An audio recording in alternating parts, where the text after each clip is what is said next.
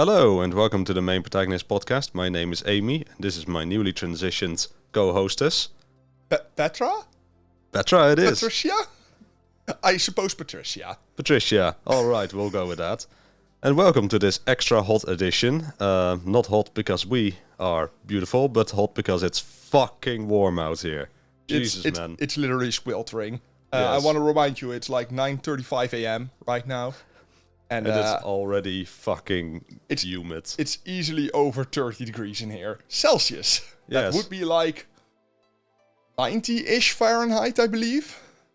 Yes, unfortunately we do have air conditioning. Unfortunately it is in the room with the cat. Yes, the cat is enjoying that, between giant quotes. Oh god, I wish I could be with him. Me too. Alright, So. how are you doing, my dear Patricia? Tired, honestly, but I got you out of bed way earlier than you want to. that's not as much of the issue. Just this week has been tiring in general. Well, share the pain. Just go. Well, I've been to beautiful hospital, as you usually do, for photosensitivity tests. And out of those tests came that I'm photophobic, which is not a phobia for photos, obviously. It's a phobia for photons, aka bright lights give my head a pain. Aha. Oh, okay. Okay. Yes, that makes sense. So excessive light can give me migraines. So, what would count as excessive light? Would like this kind of daylight that we are enjoying? Well, this is okay because Right it's not really bright out right now. It's kind of grey. It feels bright. Yeah, but on a bad day, this could trigger migraines for me. Okay. And migraines for me are nice because I get blind in one eye and I get deaf in one ear. Beautiful. Half disabled. Yeah, on the other hand, I have been productive this week. It's just been a tiring week. All right. Anything you'd like to share of your productivity? Made a lot of Bark on Iron strategy videos. We'll get back to that. We'll get back to that. I've recorded some video. I did some coding. I did the things. You did the things. Just adjusting my view here. All right. Well, I've been busy as well. Very busy actually, because I got a promotion. Oh my. Yep. After so many years of working in this place, I realized that I was still in the salary scale for like a junior IT specialist. Yes. So I cracked open the guide that they use for instructing what everybody should be doing in what role, and I successfully argued that I should be in a way higher one. Okay. And that's gonna translate to about 350 euros extra each month. Okay, I was about to say, might want to specify in what time scale we're talking. Yes. Yeah, a year. Fucking marvelous. Well, I got approached for more schooling. One thing, to commemorate that I got a promotion, I signed off on a new car. Yay. And, well, you're the car specialist, so maybe you can tell me if I made the right choice. Depends. It's a Peugeot 208, as opposed to my 108. 108. 108, yeah. He's called but you have a 208. Yeah. Which color? Dark red. Absolutely disgusting. Yep. I absolutely love the new Peugeot 208, but yellow is the best, by far the best fucking color for that car. I share my car with my family. They would literally kill me if I got a yellow one. Well, they can go fuck themselves. They're living in your house. But this is a big upgrade, just in the kind of car, but also in the luxuries attached to it, because I went for a slightly more interesting model than the one I have. The 108 I have right now is just a basic active model. Yeah. And now I think they call it the Allure model. Yeah, I fucking hate those labels. Yeah. Rolf got a ID3, Volkswagen ID3, and they also use the most stupid lines like the Pure and the Pro and the Skyline version. I am not entirely sure. And his previous car was even better in that regard, because you have the Volkswagen R series, which is not R, but the letter. Yeah. That's the sporty edition with a 2-liter 4-cylinder with a turbo and such. It goes brrr. Problem being, they also have an R line, which is just a luxury spec. Okay. So, yeah, what car do you have? Yeah, I have an R line, as in the luxury spec, or do you have a fast car? I am not sure. And you can't tell by the badge unless you're really close up. Because the badge just says R, or R in the tiniest letters, line. So small. So small. But you were approached for more education. Yes, even more fucking education. That sounds threatening almost. Yeah. Being approached for education. Well, we just had our school days episode. Yeah, for me, well, it's just they need to meet the quota for education that they offer to, well, engineers. But most of their engineers don't want to fucking study anymore. And if they want to study, they don't want to, they're not young enough anymore for most of the education that they're offering. Mm-hmm. And I'm not even employed by them anymore. That shows how desperate they are. They just came up to me and they were like, please do us, please study. Just please study. We'll give you money to study. And I'm just like, maybe, what study is it? And I'm looking, you have ECTS, the European standard for study accumulation points for higher education. They want me to effectively do 2 masters back to back. I already have 2 masters. What the fuck am I gonna do with 2 more? Buddy. Put them on a nice little pile. Yeah, by this point, because I'm not using one of my masters, because it's so ultra specific, I can't really use it in any form of, well, work. So yeah, that's already useless. But whatever, I'm still going to think about it, because they gave me until the end of the year to think about it. And I'm just sitting there like, Oh well, that's a lot of thinking space. yeah, I mean, honestly, do I want to subject myself to 5 to 7 years more schooling? I'm fucking 28, dude. I'll be done by the time I'm 35. I think my life expectancy is 43. Well, you're just in time for retirement. Well, retiring to fucking deathbed. Also, the sweltering heat is making me lose weight a lot faster, but I'm pretty sure it's not fat. It's a lot of water weight. I'm sweating like a fucking madman. Ah, that's too bad. I hope that this heat would at least be useful for something. Oh god, no. Yeah. So I guess we'll go on to the things we've been doing. There's one more thing. Because I may be Amy, but I also got a Mia.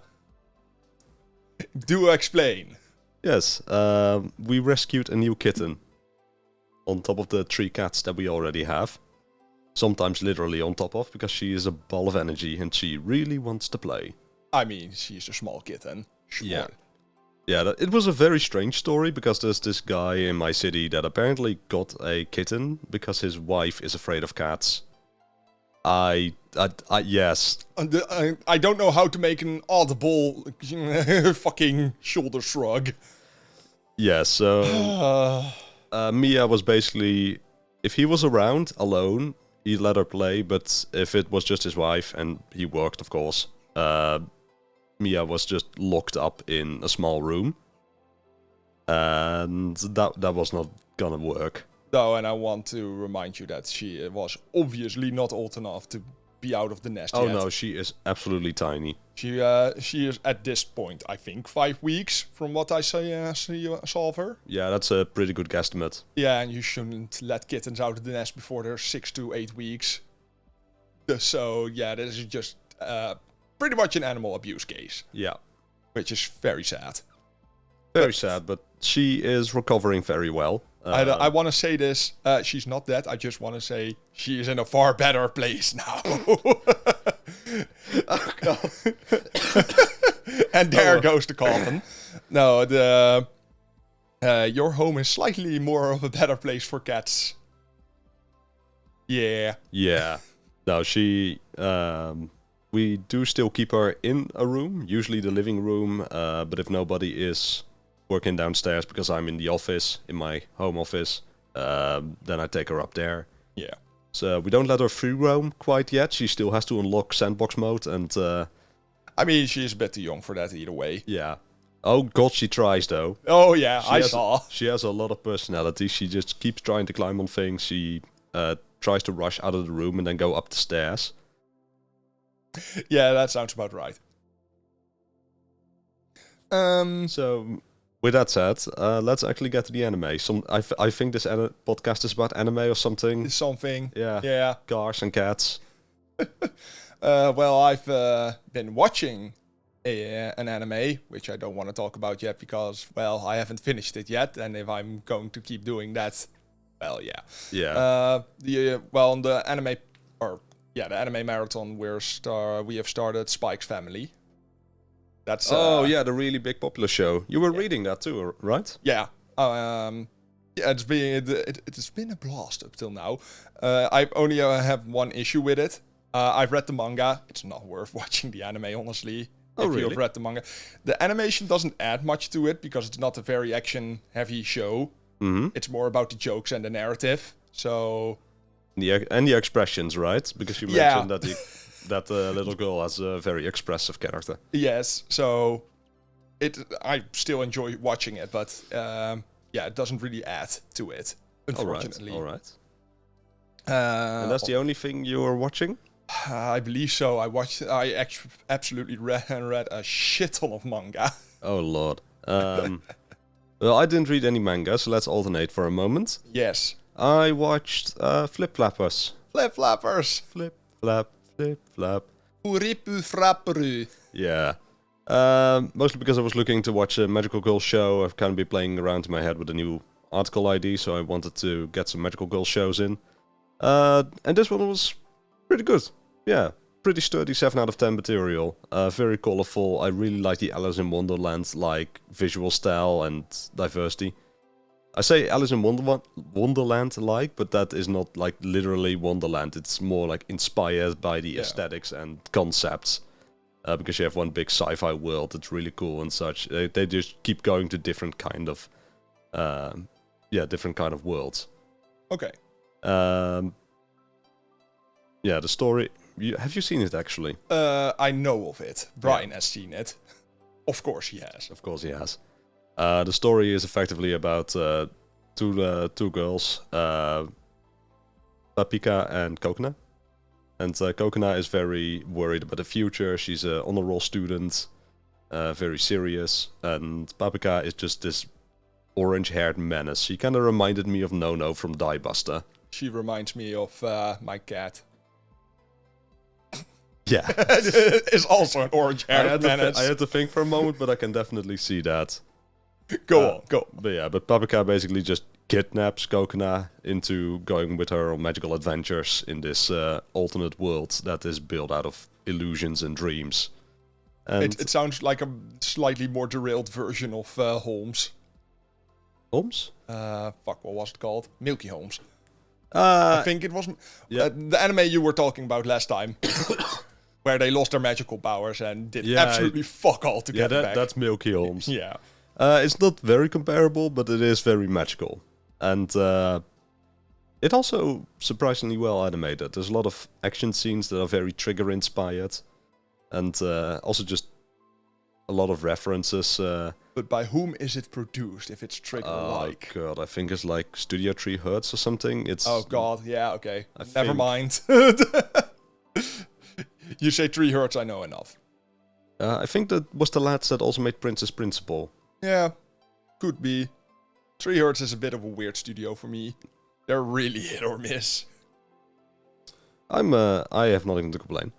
I have one thing to complain. The story was really interesting and cool, but it kind of peters out at one point because it's episodic stories, and then at one point it has to switch over to like, oh, okay, now we actually got to do this whole narrative thing. And you're like, God. And then it's like 3-4 episodes back-to-back story development. It's like, oh man, you could have fit this into so much, so little time. This could have been so much more compact. It's like a defaulty modern anime, pretty much. Just having 8 episodes of build-up or fuck all, and then just shoving every little bit of story in the last few episodes. Yeah, kinda. Yeah, that sounds about right. Well, there's a few story beats spread throughout, but yeah, I kinda zoned out when it started doing when it started unfolding all of that at once. Fair. Let's see, did I do anything else regarding anime? Don't think so. Well, I also watched the Highlander anime. You know what? I'm not even going there. Okay. Was it any good?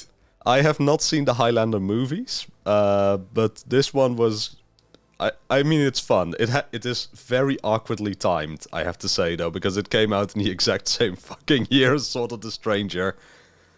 So 2007, I believe? Yeah. Yeah, that came out just a little bit before Sword of the Stranger, and, you know, if you have a sword fighting anime with that kind of aesthetic, I would so much more recommend Sword of the Stranger. Oh yeah, Sword of the Stranger was beautiful. I would even just recommend what was it called, Ninja Scroll?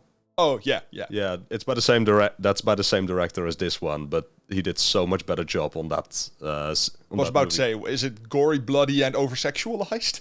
Yes, but all of it is more muted than it was in Ninja Scroll, so yeah. So it's not worth it, is what I'm hearing. No, if you just want to have like a goofy sci-fi action series where an angry Scotsman with a katana cuts apart... Speaks Japanese. Yeah. Where an angry Scotsman with a katana cuts apart like robo-fascist cops. Yeah, okay, that's cool, but it doesn't really have the power or just the originality, novelty, and animation to stand apart. Big question, though. Is the main character anti-Semitic? Because the original characters in the movies is played by Mel Gibson, I believe. Oh, that's possible. I don't know actors. No. I do know Mel Gibson by name, but is he a controversial figure? And how? Dude couldn't keep his mouth shut. Let's just keep it at that. Ah, that's a bit of an endemic. Yes. Or it was Sean Connery. I believe it was Sean Connery in... I don't It's know. weird. The Highlanders are weird movies. Doesn't matter. Yeah, otherwise I haven't really done any anime-related things. So what about manga? Manga. Oh, I read a fucking shit ton. I want to remind people, this is like... we did, for a change, 3 weeks. There's only gone by 3 weeks in actual time between podcasts. It's kind of rare. But in those 3 weeks, I read more than, I think it's about 1,100 chapters of manga. So yeah, I've been reading a lot. I read half a chapter of a book. Woo! By comparison. I read Fire Force, and oh god. I finally got to the point where I got caught up on the anime. So I was finally at the manga exclusive parts. Ooh, exclusivity. Exclusivity. Yeah, I really enjoyed the latter parts of the story, the real later parts, because well, it really pulls an Okubo. Oh god, I know exactly what you mean by that. And it's like, oh, you want a simple shonen series with fire-based? Fuck you. We're gonna meta-analyze storytelling. And I absolutely fucking loved it. I'm trying to spoil as little as possible. But one of the quote-unquote plot twists later on is that the narrative is the leading role or the leading thing in the story. As in, it's not fate or anything. Fate is replaced by narrative. And I don't want to spoil it any further than that. Because, well, then I just give away too much of the story. But I really liked that part of it. And it was very... in the most positive way possible, by the way. Neon Genesis Evangelion-like. As in, the later parts were so fucking cerebral. But the only difference is Okubo can actually bring it and make you understand it without sounding obtuse or fucking random. Yeah. So I really like that. The phrase that comes to mind is, I paid for the classic literature degree, I'm using the classic literature degree. Wow. Yeah, pretty much that. Tripped over my words there. Have you been spoiled at all about the ending, quote-unquote ending? Because at this point I think it's just general knowledge. The ending of Fire Force? Yeah. Dude, I don't know anything about Fire Force except what you showed me. Okay, fair enough. It's the prequel to Soul Eater. Oh, that's interesting. Yeah, and the way they get there is so fucking nice. As in, I pretty much knew this already. I got spoiled on that real early on. But the way they get there doesn't seem obtuse. Okay, that's pretty interesting, but because from what I saw, yeah, I wouldn't make that connection. No, absolutely not. And then you have the end, and it's just like, oh, huh. Well, that kind of makes sense, actually. Huh. That's fun. God fucking damn it, now I'm looking forward to this. I recommend reading the manga, honestly. Yeah? Yeah. Bonk. Bonk. Because I'm pretty sure that the anime, because season 3 is confirmed for the anime, but I'm pretty sure it ends at season 4, unless they are going to cram or get 50 episodes. And if they're going to cram, I would say read the manga. Yeah, I've suffered this before. Oh yeah, we both did. I just want to add that the Protagonist, fucking nice. Benimaru is one of my favorite characters. And Arthur Boyle is just straight up my favorite idiot character in anime, manga ever. That's the one you showed me the clip from, right? Yes, and he just gets so much more ridiculous. Just to give an example... he can fight in space because he is an idiot and does not require air in space because he is not aware of the lack of it. And if Arthur Boyle is not aware of something, he can't be constrained by it. So common sense is literally holding this character back. Okay. I fucking love Arthur. He's so fucking nice. Yeah, the only slightly... underdeveloped character in the entire manga is Sho, the brother of the main character. Every character kind of gets exposed pretty well. And they have a personality, and you know what they like and what they do. Very Soul Eater-esque. Yeah. I mean, you even know what Sid likes in Soul Eater, and he's just a fucking random teacher. Yeah. But Sho just, well, he's a plot point for season 1. He is the goal of season 1. And after that... he doesn't really do much, change very much. Okay, but is he like main character material or is he just around? He plays an important role for the plot, but most characters that play the same role are far more fleshed out. So it's kind of it kind of feels off, honestly. But yeah, and there are just some points in the manga where you manga.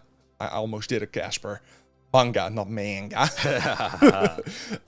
Where they just go after plot points where I thought Okubo was a little bit too much on the nose. Yeah, that's something he does. Well, he can be very obtuse about things and tell stories from a background perspective pretty well. I like that about him, because it shows that he thinks about the storytelling, but he kind of makes you think about it too. But then you have the mother of Shinra and Sho, and her name is Mari. Okay, Anglo-Saxon the shit out of that name. What is her name in Anglo-Saxon shit? I don't have the brain capacity for this right now. Mary. That sink in. What's the implication? The Virgin Mary. Fuck yeah. They're not even trying to hide it. Yeah, but that's what I kind of like about Atsushi Okubo, because that's also what you have in Soul Eater. Soul Eater draws from a lot of super obvious referential material. Yeah, but you know what's fun about that? That's the last thing I want to get into for Fire Force. Fire Force is a sequel to the real world. That sounds so wacky if you put it like yes, that. It sounds fucking stupid, but when you think about Soul Eater and their references to very, modern things, it makes sense. Because for them, that's a relic of the past. Like Blair Witches, very much occult stuff. Yeah. That's just what they still know of our world. Because at that point, multiple things have happened where most people from that age are not a thing anymore, without spoiling anything. So yeah, I really like that part about the storytelling. Yeah, that's what I wanted to say. You have a lot of super obvious referential, references in his stories, but he's also just so good at exploring like deeper narratives through that. Yes. And that's kind of what I appreciate in him. He really makes you think differently about what shonen anime do with stories. It's like, oh, this is so stupid. It's just an action series with all these super obvious names, and the lore is probably super shallow. But then you get into it, and it's like, oh wait, fuck this. Yeah. This guy's using his brain. Okay, I said Wow. was the last thing I was going to say. I've actually 2 more things now. Looking at my notes. Wow. One thing, what you already said, he really likes to go deeper into narratives, and point of that being too is that for shonen manga, it really gets into adult themes about being oneself, true despair. Yeah, that sounds Neon Genesis as fuck. Yeah, but not in an edgy kind of way, Yeah. more in an actual helping hand kind of way. Okay, that sounds good. It really explains it well. It does it very nicely. I really like that. I just don't like the fake out that the manga gives you. As in, Okubo stated himself like, yeah, fuck this shit. I'm out of the manga world after this. I'm just done. Okay. I don't want to write manga anymore. And then you have the last chapter of Fire Force, and they're like, stay tuned, motherfuckers. There's more to come of this world. Yeah, that's what you predicted when we had the news item for it, didn't you? Yeah. Yeah. Double problem being, Okubo, well, he already stated he doesn't want to do anything anymore, but he is not really an online person, as in his Twitter is just critiquing art pieces from other people that do fan arts of Soul Eater and Fire Force. Okay. So he doesn't really have an online personality. He doesn't say anything. And he hasn't denied or confirmed anything regarding a new manga. While his publicist definitely said, yep, there are more coming, definitely. Wink, wink. Well, that brings us back to what we just mentioned about Mel Gibson, right? Yeah. At least he keeps his fucking mouth shut. Well, not. That's the problem with Mel Gibson. He doesn't keep his mouth shut. Yeah, that's what... Okubo keeps his mouth shut. Fair enough. There you go. Yeah, I gave it an 8.5 out of 10. All right, hell yeah. Yeah, I really like the latter parts. You think... The only issue... Okay, one issue remaining from the part where the anime ends till where the manga picks up the last part of that story. Everything in between there is just kind of... it kind of evaporated because it's very... You obviously see that he is trying to build up to something, but this is just fluff, pretty much. We're doing this in between until I've thought out this entire process of the last arc. Okay. So it kind of feels fluffy, in between there. But other than that, you would say, like the 7 Deadly Sins part of fucking Soul Eater. It's the most forgettable arc of the fucking manga. Definitely. Hello, Christianity, my old friend. Yeah, it's been going on for a while. No, I really like that. Alright, so what else have you been reading? Let's start with the stupid shit first. I've been reading a manhwa by the name of Solo Leveling, because... oh god, that thing I see literally everywhere, all the time. That was my logic too. I was like, okay, give me the most popular fucking thing people read. I want to see what people think is fun. Let me stare into the lower realms. Yeah. Right. Yeah, it's the most wuxia thing you have read since wuxia existed. The AnyList tag for it would be cultivation, I suppose. Yeah. In short, it's about a dude. Okay, let me just describe the world first. Yeah, go ahead. It's just modern day Korea at this point, and gates have opened. These gates open to dungeons. If dungeons are not expelled within 1 week, the monsters within those dungeons can spill out into the real world and cause havoc. When these gates open, a certain set of people have been bestowed hunter abilities. These hunter abilities give them superpowers, whatever that is. All right. New people that are born can be hunters, but are not guaranteed to be hunters.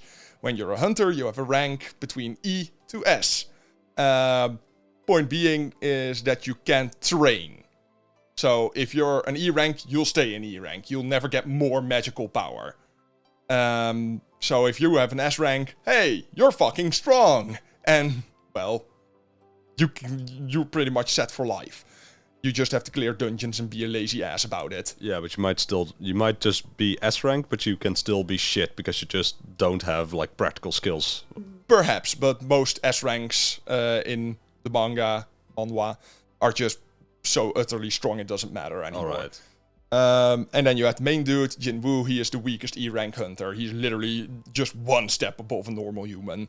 He might be able to jump 2 centimeters higher than the next guy, and he can heal a little bit faster. And he gets into a dungeon. It appears to be a double dungeon, which is a phenomena where another dungeon appears into a dungeon gate, and, well, he gets new abilities. His abilities is being a player in an MMORPG, pretty much. He gets a game menu, and then he gets to see, hey, you need to do this to get stronger. So he is the only hunter that can get stronger. Okay. And throughout the manhwa, he just exponentially gets stronger, and it's literally hyperbolic. Well, not hyperbolic. It's exponential and on a very curved path. Yeah, it's kinda... I just immediately feel what you mean because I read a bit of The Gamer, which is the same. Oh, yeah. It doesn't go like, oh, there's steady progression. It just goes, oh, it's a bit of a rocky start, and then it just explodes into massive progress. Yeah, by the point where it just kind of sells these powers very much short in the manhwa, because you have these dudes who are S rank, and they're like, wow, these are the guys you have to supposed to be looking up to, and then by chapter, like, I don't know, 60, 70, Jinwoo's just like, lol, fuck you guys, I'm so much stronger than you, suck my giant Korean wiener dong. Also, you can obviously see this writer is not used to writing characters a lot, because in the beginning, Jinwoo is with a chick, girl, Sayun, doesn't matter, I'm very bad with Korean names. And she's just like, okay, I'll heal you, but you'll have to take me to dinner. And he just knows, okay, it's a date. Ooh, blush. Then chapter 18, he's a fucking chiseled rock. Nurse asks for his number, and he's like, why would a nurse want my number? Maybe she needs to give me a test? Okay. You slow ass motherfucker. You've been bestowed new superpowers. That doesn't mean you're supposed to be a stupid rock now. Yeah, also... his entire motivation for being a hunter and going into these dungeons is because his mother is in eternal slumber, which is an illness that occurred with the gates, and he wants to heal her. Okay. Yeah, this motivation is not very thoroughly explained, and it's just fixed like that. Okay. So what makes this one so popular? Because this just sounds like the generic Wuxia soup to me. It's literally stare at screen, scroll, pretty pictures. That's literally it. Okay. I read this entire thing in a day. It's 180 chapters. Some chapters have more than 100 pages. I can just scroll. It's not. It's fine. It was pretty fun, but that's about it. It's just mindless entertainment. It's like going to a goddamn monster movie, but then in manhwa. And you know exactly what to expect because it's a wuxia story. Yeah. And not to look down on Korean storytelling in general, but it's very evidently South Korean. Because I read a few manhwa and they're pretty much all the same in that regard. So yeah. Let's see, did I have anything more for this pretty part? Yeah, by the latter parts, the fucking skill goes through the roof. He's just literally stronger than anything on Earth. Yeah, that doesn't sound like it's for me. No, oh no, definitely. I'm not recommending this to you at all. 180 chapters of just mildly entertaining action shots. Nonsense, then I have better things to do with my time. Yeah, and the twist in the end is that this dude becomes a martyr. Of course. Things I did like is that even though this world is based on the ideals of the strongest, the way of the strongest rules, they still take opinions from Jinwoo when he's an E-rank fucking asshat with nothing to his name. Mm-hmm. So I still like that. It's not like E-rank hunters are being treated as absolute shit. It's just in general that they're being teased about it. Like, haha, you're an E-rank. you're kind of shit. You're not very good at what you do. But you can't help it. And when they're in the dungeon and they're like, oh shit, a monster is coming from here and here. We better do this and this. And they're like, okay, fine. So I like that. Okay, that's pretty cool. Yeah, it's not too defaulty in that case. Like, oh, you're an S rank, we have to listen to you. Or you're higher, so we have to listen to you. Yeah, because when you pitched that part about how the world works, it was like, oh, great. Hierarchical classism. Yeah, no, you would think that. And I thought that too in the beginning. And some people will still say that it is like that. Because some rules just don't apply to high rank hunters. All right. But at that point, it's kind of logical because they're at the power scale where what the fuck do you want to do to them? They're just bound by morality at that point. If they want to be a good guy, they're going to be a good guy. Because you can fucking stop them if they don't want to be a good guy. I mean, we're talking about dudes who can blow away cities at this point, so what are you gonna do against them? Say they, stop, freeze, don't move! Yeah, what the fuck's that pea shooter gonna do, buddy? Send Saitama. Yes! Look, look, look. Gluck, gluck, gluck. Alright. So what's up next, boy? I read Pseudo Harem, also known as Gigi Harem. It was pretty fun. It's a short manga, which squarely falls into the, hi, we have two people that are in love, but they also have a personality genre, like Takagi, Uzaki, and Nagatoro. Right. So I like Nagatoro. Yeah, I don't like the trope. I'm gonna be real, I don't like that trope at all. It's just so obvious that they're just ripping each other off and doing and just putting a slight little spin on it. The slightest. Well, it is the thing right now. Yeah, I know, but I just don't find it enjoyable particularly. Although I have to say Pseudo Harem was pretty nice to read. So it's about Eiji Kitahama, who's a second year in high school, and Rin Nanakura, who is a first year. They're in the drama club, and Rin is an actress, and Eiji is a stagehand. Okay. Only issue that I have with that narrative is that Eiji being a stagehand is only explained fairly late on. So I was under the impression for the first few chapters that he is an actor too. Okay. So I didn't get the what's it called? The memo? No, the flow between the characters. The relation? No, the chemistry. Chemistry. The chemistry between the characters, I didn't get that part very much. But it's called Pseudo Harem because she acts out character archetypes to him in certain situations. So if she's embarrassed, she'll go tsundere, or if she wants to tease him, she goes Nagatoro on his ass. All right. And he plays with that too. In that regard, it's pretty nice because they're not clueless characters.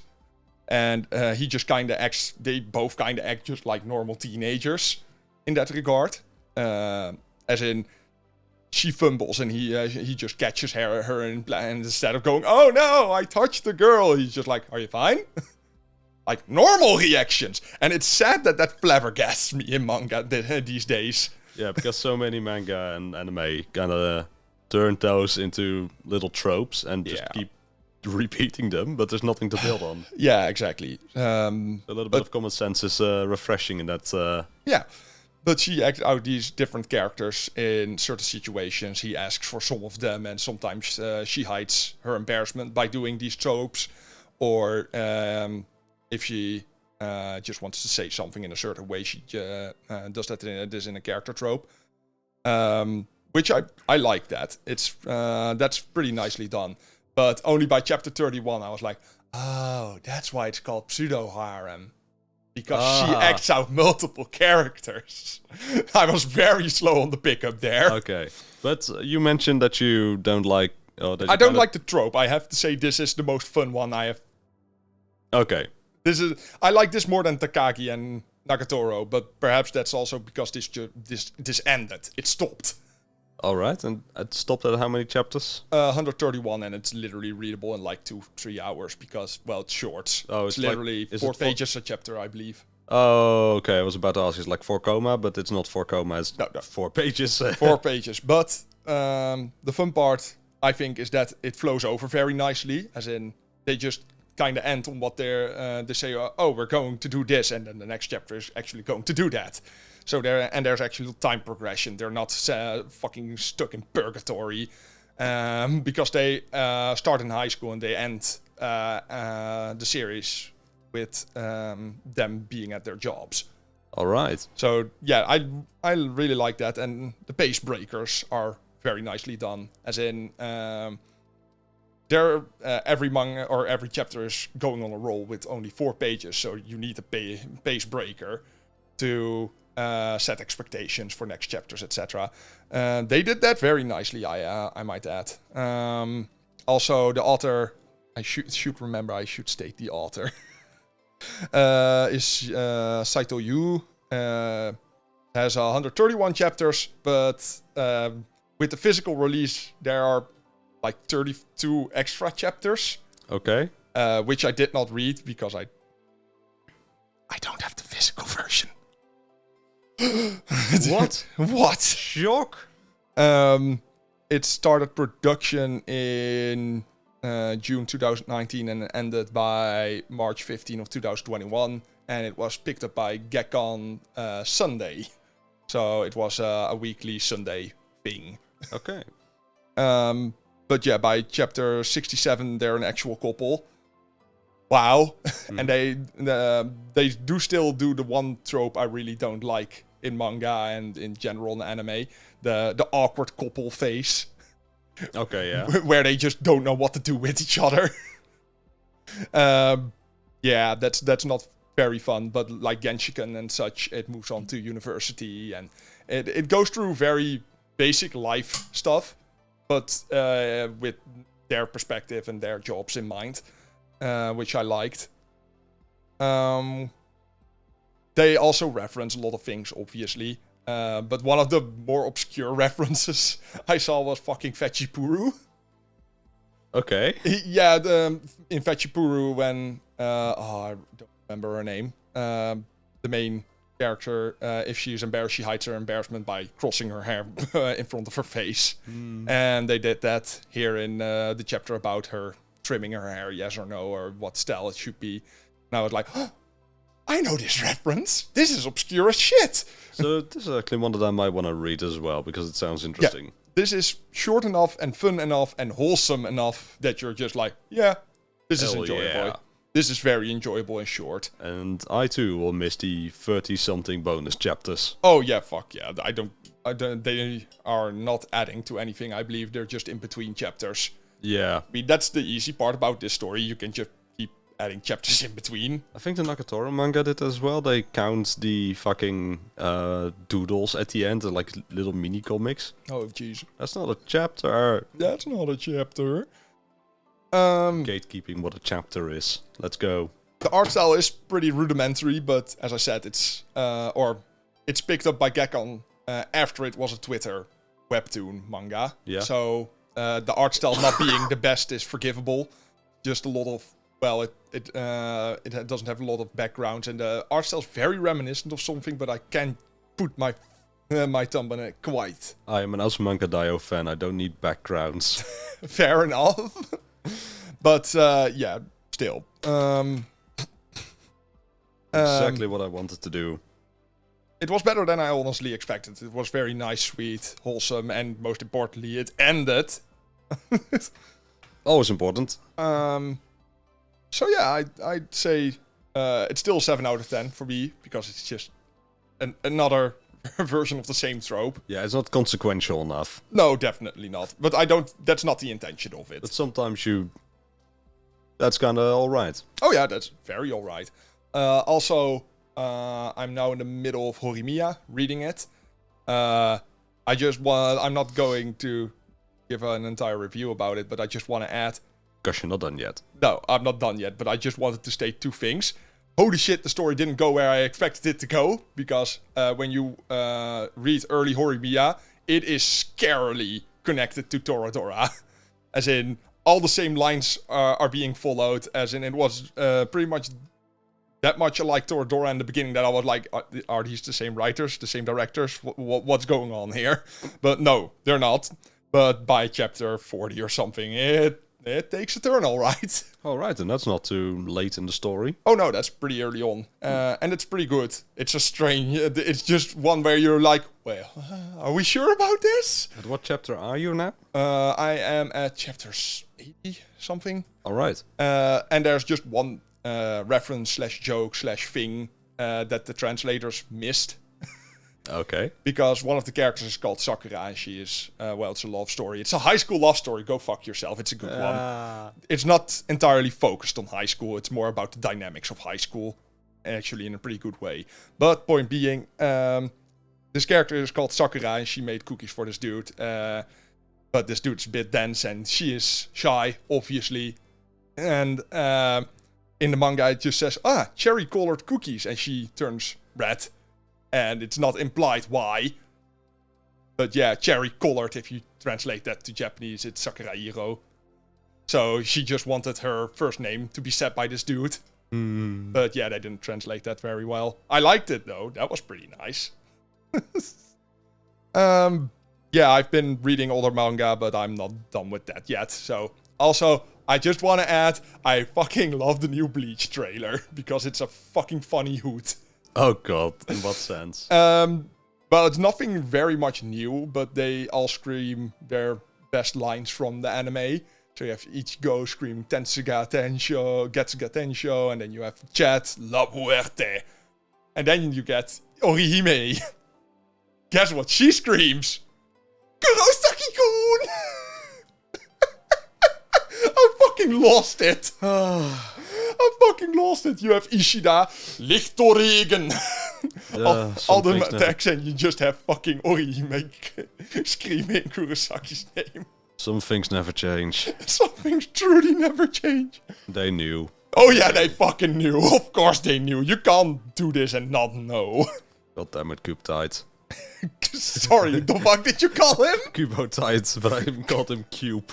Accidentally. Oh, good. Yeah. I do have to say I like the art style in the trailers. I'm just a bit worried if they can keep that going in the anime, in the actual production. But I mean, production has been going on for a while, so I guess that shouldn't be an issue. Worst problem is that this is based on by far the worst part of the manga, and it seems that the most production effort has been put into it, unfortunately. Yeah, that's gonna be painful, but Bleach is used to painful moments. Yeah. I just pain pain in general. Yeah. No, that's Naruto. Had to do it. I even know what you mean, and I haven't even gotten to that goddamn arc. Oh, I just see the face. My pain is greater than yours. Right, shall we move on to the news for that? The fabulous news block. The fabulous news block. Happy Pride Month, by the way. Yes. Very happy Pride Month. I mean, it was kind of obvious by your clothing. For those who listen and not watch, he is, it's not fluorescent pink, but it's definitely only pink. Not only fans, just only pink. Yes. Alright, so the first item is the return of Berserk, which is, long awaited, I guess. Ever since... I wouldn't say long awaited, but kinda expected. Yeah, well, there was a lot of guesswork involved, right? Because ever since Kentaro Miura's untimely demise, people have been wondering, what's gonna happen now then? Well, it was known that his buddy friend... Goji Mori. Yeah, did know how to continue the story. It's just about part of willing to do it. But I'm pretty sure he decided to do it pretty much right after his death. Yeah, if you... He just never said something, because Japanese people are like that. Because initially, going by what they wrote about it and the statements, Goji Mori was initially planning to maybe describe the ending. Yeah. But they decided to commit to a continuation under Kentaro Miura's assistance with supervision by Koji Mori. Yeah. Koji Mori, by the way, is the author behind, I believe it's called Holy Land, which is a grim martial arts manga. Might be something for you, actually. Perhaps. If they have something in common with art style, I probably don't like it. I really love Berserk, but the art style is a bit too much for me. As in, there's just too much line work. I just have... For people that not aware yet, my eyes are not very nice. They can't handle too much light and they can't handle too much shit on screen. As in, Monster Hunter World literally gives me migraines and burning eyes because of the particle effects in that game. I can't play Skyrim because the snow will absolutely murder my eyes. So manga and such with very, very detailed artwork like Berserk with very detailed small lines will mess with me. Yeah, from what I've seen, his art style is more in line with Tetsuya Kawara, Shoot Fighter Tekken, that kind of style. Okay. But I haven't looked into Holy Land yet, so I might be off there. I'm going to, I'm get it up right now. I've heard mixed reactions. I'm personally I've just started collecting Berserk again. I'm getting the big black collection sets right now. That was a good recovery. Maybe tonight. Okay. But I originally had the single volume, so I'm replacing those. Holy Land looks pretty fine. Yeah. It kind of looks like Hajime no Ippo, honestly. Also, I want to watch, or I want to read Hajime no Ippo, but that thing is still not done, and it's like 1,200 chapters at this point. People keep talking about One Piece never ending. Fucking Hajime no Ippo is longer, and it's still not done. God damn it. Yeah, Holy Land, on the other hand, is definitely done, so I might even read that, yes. I'm curious what you'd think. But yeah, I'm just starting collecting it. I'm not up to date with the story, except for the broad lines. So I'm not the best judge on this, but I've heard mixed opinions from people. Some people worried, some people of course hyped that, wow, it's gonna continue. We're gonna get Berserk. Yeah. But yeah, that's more out of a personal interest than out of actual. Yeah. But also some people that have concerns, like, oh, well, can they do it without Miura? Will it still be good? Yeah, exactly. That's the point. That's the point I was thinking of. Yeah. Like, actually wanting it to continue is all nice and good, but why? Do you want to continue? Have it continue? There must be a reason to be done or to do those things. Because maybe Cantabura brought up specific kind of storytelling that. Sorry, what was his name again? Kojimori? Kojimori doesn't bring it the same way. And yeah, you can want it to continue like that, but there's no real use. Like, the Dragon Ball Super is a good example for that, in that regard. Like, yeah, we have more Dragon Ball content, but it's even dumber. Do we really want that? Like, honestly, Dragon Ball Super in lots of regards is dumber than the Buu Saga. And the Buu Saga is particularly dumb. Not saying that the new writer for Dragon Ball Super, I'm very bad with remembering names. He took over for Akira Toriyama for new stuff. I just don't like his writing style. He still gets cues from Akira Toriyama, but let's be clear here. Akira Toriyama is not a good writer. He's a good artist. He can make very nice pictures. He can't write for shit, though. Yeah, I hope it turns out good, but as I said, I'm not up to date to Berserk, whatever. I've seen the original anime, and I have watched the absolute shit show of a 2016 anime. The very, very poorly 3D animated one. And since then, I'm kind of burned out on Berserk. Understandable. But yeah, I hope something good comes out of it. I hope that people that actually enjoy the show / series are enjoying Koji's work. Yeah, we're gonna see, because I believe the first new release is planned for the end of June. Right now it is June. Yes. But it's the middle of June. Yes. So we should be able to see the first results for that. Yeah, and then... But fingers crossed, because, well, it is kind of scary. Yeah. Berserk had the chance to end as a legend, tragically left unfinished. And we're gonna have to trust in the assistants and Kojimori that they'll be able to carry on the legacy. Yeah, in that regard, Hunter x Hunter and One Piece have it easier, because both writers actually have backup writers. They had, I don't know which one it was, but after the death of one of another mangaka, Oda was just like, nah, fuck that. I need to convey my story to at least 20 other people so that they know how to continue my story when I'm fucking die of stress, because everyone dies of stress in Japan. When my aorta just decides to rupture. Because that's what happened to Kenta. So, yeah. And I believe Hunter x Hunter did that too, so... But moving on, Yeah. 7 Seas going to shit. Yeah, this is a bit of a follow-up. It's actually a two-part bit. Because last time around we talked about the union forming, right? Yeah. 7 Seas was forming a union. They got a website set up now with all of their demands. I read through them, and it's interesting stuff that I want. Some of the things you're like, wait, they didn't have that? Oh yeah, that's the reason for unions. Most times, because they just get treated like second-hand rags. Because apparently there wasn't even like practice materials to learn how to do the work. It's like you just get hired and go figure it out. Yep, There's pretty no much. what? Often they don't even get fucking anime material to look at to see what the impression is of the character in Japanese. They just go into recording booth. This is your scene. No, What? 7 Seas is the manga. Oh, it's the manga. Okay, sorry, my bad. Yeah. So yeah, translating. They just plain didn't have practice materials to teach them how to do typesetting and such. Yeah. I've been very distantly involved with like fan TLing and fan efforts to scanlate manga. They have practice materials. I have been directly involved in scanlating. Yeah.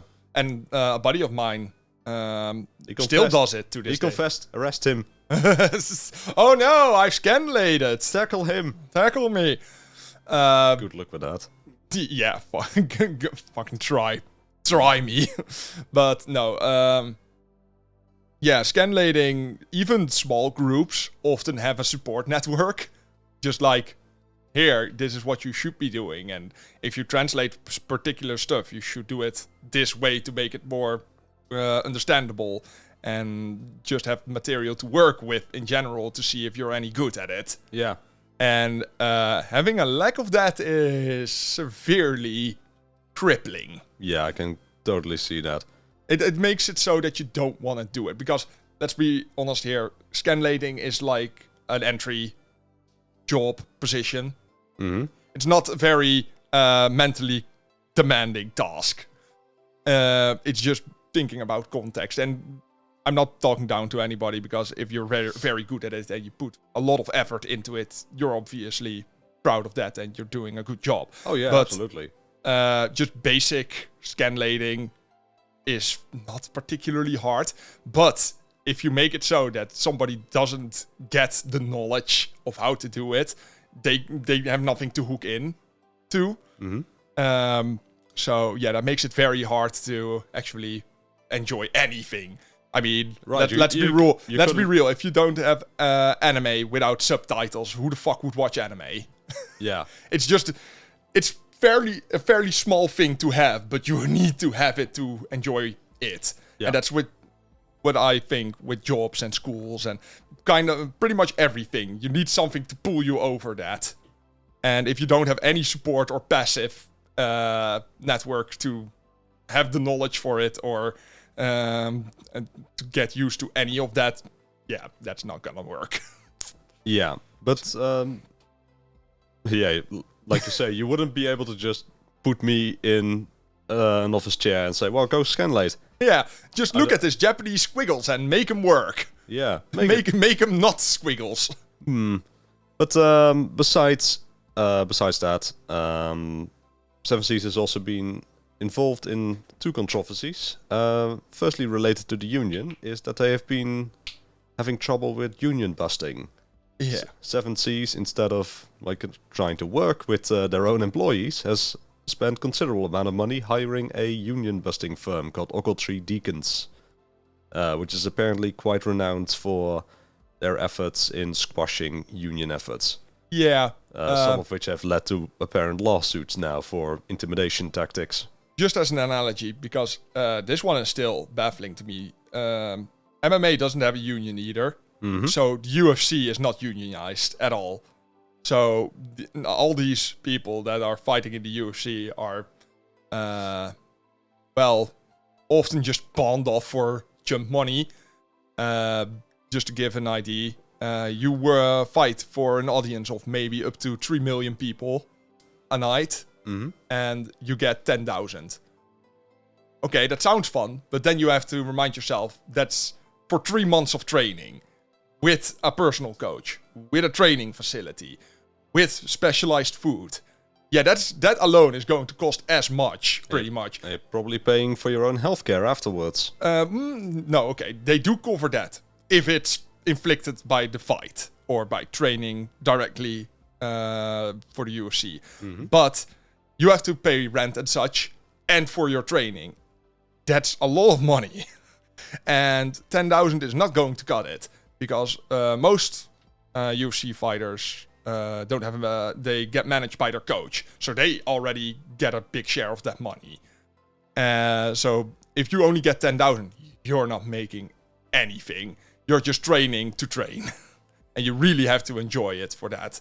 But otherwise, yeah, no, unionizing is a good thing. Yeah, and it's just kind of sad that we have union busting. Yeah, let's be clear. If you run a business and you can't afford to run that business while cooperating with your own employees, then you just plain don't deserve to have a business. Well, it's particularly America that has just such a shit network for just caring for your employees, because you don't have subsidized vacations. You don't get that, and you don't get what's it called? A subsidy from the state. Because in the Netherlands, if you're big enough, you can get a subsidy from UWV.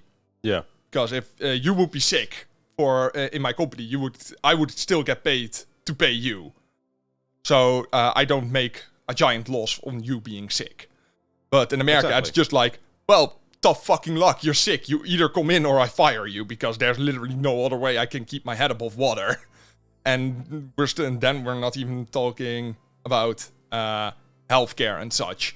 So unionizing is kind of a needed thing, because a lot of people that are passionate about a certain thing just don't want to... what's the right word? Onderhandelen. Negotiate. They don't want to negotiate about these things because, well, I'm working in my dream field. I'm not going to ask for more money or for healthcare because then I might not get hired. That's also why we need unions and just general treatment by companies. Because most companies that start in America just have this inherent problem with not caring about employees because of the state that's they're in, like not being able to provide healthcare. And when you grow, you just see more money. You just see more numbers. So you're just like, yeah, I'm still not going to provide that because that cuts into the money we're making. My numbers are going down when I'm making more money. Impossible. So yeah, by the time you're really a big company, you're still not caring for your employees most of the time. So yeah. I don't know a lot about like economics or what it takes to run a business, but fuck that noise. Yeah, that is my professional opinion. Just with stakeholders and partial ownership of companies, they want to see exponential growth and they don't care how to get there. And you and the other people have to fix that. So they're just like, yeah, I would like to offer healthcare or counseling or whatever it is that I want to offer. But that the more employees you have, the more that cuts into it. So your growth stagnates. As in, you get more employees and you get more work done, but you don't get more money. But if you don't offer these things, wow, my money goes off the fucking charts. It's just that my employees are fucking sad, but they have to work because otherwise they go bankrupt and they can't go and stay in their fancy homes that they didn't pay for because credit scores are a thing. Yeah. In this climate of labor shortage, I think this might be the right time to start negotiating with these kind of things. Yeah. Unrelated, but I saw one Twitter post from Starbucks that unionized, where after the store unionized, the store owners came by and removed all of the flooring. So they had to walk and stand on pure concrete all day. Okay. Pettiness, or because that sounds pretty petty. Somebody mentioned that it's probably a tactic where they try to make the union fuck up. Like if they dig out the mats that they threw in the trash. Yeah. Then they commit like a violation for the health and safety. Yeah. And then they can fire them with just cause. Yeah, it's just petty bullshit all around. But on a completely different leaf, that's not how the saying goes, I believe, but doesn't matter. Leaf note, I'm getting Smash vibes. Ding, ding, ding, ding, ding. Doesn't matter. On a completely different note, Seven Seas has been involved in another controversy relating to a controversial translation. Oh my. Have you read up on this case? Fuck no. Alright, then I guess I'll do the narration. It involves Azusa Banyo's I Think I Turned My Childhood Friend Into a Girl. It is a romantic comedy manga about a guy called Mido Kenshiro, and Mido likes to do makeup. He likes to practice makeup. He usually does it on his sisters. That sounds terrible. Move on, please. Context. And at one point, he gets his dorky friend Yura to be his victim instead for makeup. And after applying makeup to him and getting Yura in a dress, Yura learns that he actually kind of likes it, and it awakens something in him. And he decides to go through life largely as a crossdresser. Okay. And what Seven Seas did in this case is that they presumed that this meant that Yura is trans. So they translated the entire, all of their translation work on the series, just presumes that at one point his pronouns switched to she, she and her, and a lot of the dialogue is changed to imply that he has come out as a girl as opposed to as a crossdresser. Yeah, to be fair, I want to be fair here to Seven Seas. It's still an assumption, but that's the problem with the Japanese language. It leaves a lot to assumption because you don't have context-aware wording in Japanese. As in, you don't say "Hey you." In most cases, when you start talking about someone, you either use their name or it's context implied that you're talking about them. So she, his, her, hair, whatever, them, just kind of gets implied in Japanese. Yeah, but so translating it, I kind of understand where they come from. But once again, they should not have assumed with a sensitive topic like that. Yeah, but you say that, but I've read a bit. I've read a bit of the comic, of the manga, and I've read a bit of. I found a website that does reviews of translation efforts, and there's a special site for everything. I was about to say that's very specific. And then I point out, like, okay, Yura always refers to himself as Boku. He uses Bokuwa. He uses male names for himself. Yeah. And several times in the text, he specifically mentions that he is still a boy. Oh, yeah. And they just translated over that. So there was ample context to defer that they... Oh, yeah, I'm not saying... that they were changing a lot here. Once again, I'm not saying that they're excused. I'm just saying that Japanese language leaves a lot to be desired for context-implied things. Yeah, I don't think they'll change that on our account. Oh, no, definitely not. That's just a thing of Japanese language. And I'm not saying that's wrong. It just makes it harder to make it translate to English and Dutch and German and whatever. But with those implications, it just, It set off quite a firestorm online because people were arguing over it. Probably a lot of people that didn't even intend to read the manga, but just have a hate boner for translators. When they just get offended. Just like your review. Wait, what? Your review of Utena. Just someone, just literally someone looking on the internet for reviews he doesn't agree with so he can call you out on Twitter. Yeah. Like, seriously, how little do you guys have to do? Quick sidestep, my website got brigaded again because somebody didn't like my review of Utena. Yeah, I just want to add to that, just people that don't have anything to do, that you're so petty and so close-minded and so fucking so bored that you're just going on the internet like, I like Utena. Give me a review of Utena. Someone doesn't agree with my standpoints. I'll fucking call them out on Twitter with one line of text. And then just every Twitter remark under it is just more one-liners. And they're just like, I'm just thinking like, okay, your review might not be the best. Might. Mm-hmm. I'm not sure about that. I haven't read Utena.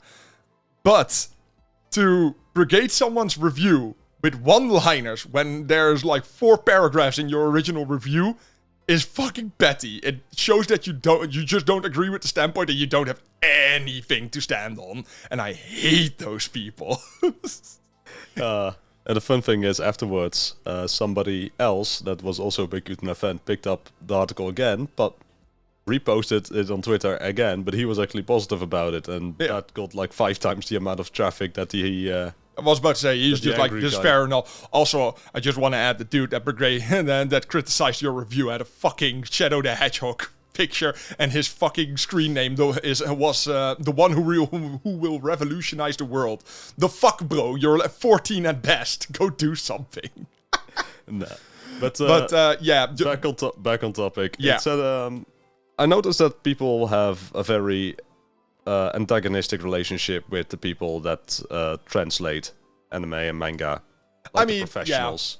Yeah, it's also within scan groups or translation groups. You get that because translators translated a particular way, but typesetters wanted it to be stated a specific way, and then they have to discuss context and such. But obviously, those are often just discussions. Just how do we want to word this? How do we want to set this? But then you, like with Horimiya, what I said with the cherry-colored cookie and such, they should have added the translator's note to that particular part if they noticed what I noticed. But yeah, it's just... once again, it's not a particularly hard job. It's a very specific job. So you have to stay very specific. But besides it being hard, it also has a layer of like individuality. Some translators want to work in a little bit of their own personal touch. They want to add a little joke, or they notice a joke and like, okay, we got to change that. And people get very, very sensitive about that. Because I remember like Prison School. Yeah. At one point, they had a character, like a girl was angry at a guy, and she called him like a Gamergate weirdo. And that was really topical for the time. Yeah. It doesn't age very well. No, exactly. But people went fucking mad over that. That's not what she says in the source material. I mean, Pseudo Harem also does this. Okay. Because it's impossible to translate. Because they were playing a game. The last letter one says, they have to start the new sentence with. Yeah, I know the game. But that's fucking impossible to do for English and have it context aware. Because, well... if they end up Kurosu, she has to start with Sumoni and such. So you kind of have to make a best effort translation there. Yeah. But how do you feel about what things like I just described? Or I don't like them to be topical. One moment. Kobayashi's Dragon Maid also had one where Kazukalotl, at one point, the English translation worked in like a feminist joke that she had to put on more clothes because people... didn't accept her in this patriarchal system. Okay. That was just a joke they threw in. And I mean... it doesn't help that the jokes that I'm mentioning here are shit. No. But in general, how do you feel about these little translators adding in little jokes of their own? I mostly don't care, because some Japanese jokes just don't work in English. Because, well, they have a lot of word puns and just... Japanese-specific humor that doesn't translate well, and sometimes you just want to translate it to something else that does work, and I'm fine with that. And it's just that people getting butthurt about most of these things are like the vocal minority. Yeah, like there's quite a sizable group of people that wouldn't care about these things. Yeah, I mean, I'm okay with it. I don't really care. Sometimes it's just needed because some jokes just don't work. And they're so specific to the language.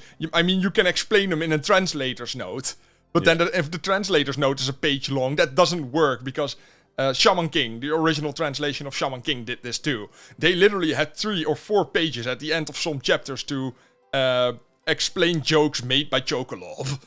You just didn't like... You're reading that, you go to the end of the chapter and read, oh, that's the context. It's still not funny, but now I get it, I suppose. I suppose. Yeah, but then it might as well just be another joke, right? Yeah. If you need this much context to get it, just make another joke. Yeah. That's my standpoint in that. But I do think there's a sweet spot that you need to hit. Like if you change like an insignificant little joke, okay, that's fine. But you could also argue that jokes like the one I mentioned for Kobayashi, a joke like that changes the context of Cascalotto's character. Did she have a shorter name? I haven't watched Kobayashi's Dragon Maid. It's so long. I forgot what the short version of her name was. I don't remember that. I just watched it, but I didn't like season 2. So. I can't even pronounce Cascalotto, probably. No. I want to rectify you, but I know I can't say her name properly as well. Quetzalcoatl, I believe, is the meant name, but we'll suffer this. But in this case with Seven Seas, it is kind of painful because they have to make this change, and it's quite a big change between this character is a cross-dresser and maybe gay, this character is transgender, and the implication is definitely different, and because it's a loaded topic. Yeah. Because I don't care about it at all. If you're gonna, I mean, I still don't like that they changed that because, well, it's kind of insensitive in general. Yeah. But I'm just not that fast to be butthurt about things. No, me neither. But I find it interesting to study. Yeah, definitely. I do like that, but yeah, the general outrage just comes too quickly, I think. Because, this is just stupid on their part. They should have paid more attention, but they're probably gonna run into trouble later on, because from what I got from fans, there are later storylines where they explore, like, the idea that Yura might actually be trans. That he might actually go in that direction, but they can't do that now because they, shot their load early. Yeah. And also some people that made a very good point. They're trying to be so progressive that they erase a gay story. Oops. Yeah, no, exactly. Big oops. Moving on? Yeah, let's move on. Dragon Ball Super Hero. I fucking hate this name. Dragon Ball Superhero. What a name. Film earns 670 million yen first 2 days. I'm gonna let you waffle on this for a moment, and I'm gonna blow my nose off screen somewhere. Because, Jesus, I'm still... Stuffy. I got the sniffles. Ah, you got the sniffles. It got delayed at first, Dragon Ball Super, and it finally got released in Japan. We also got dates for most of America, Europe, and other Asian places, but those are going to be in August and September, if I'm not mistaken. That's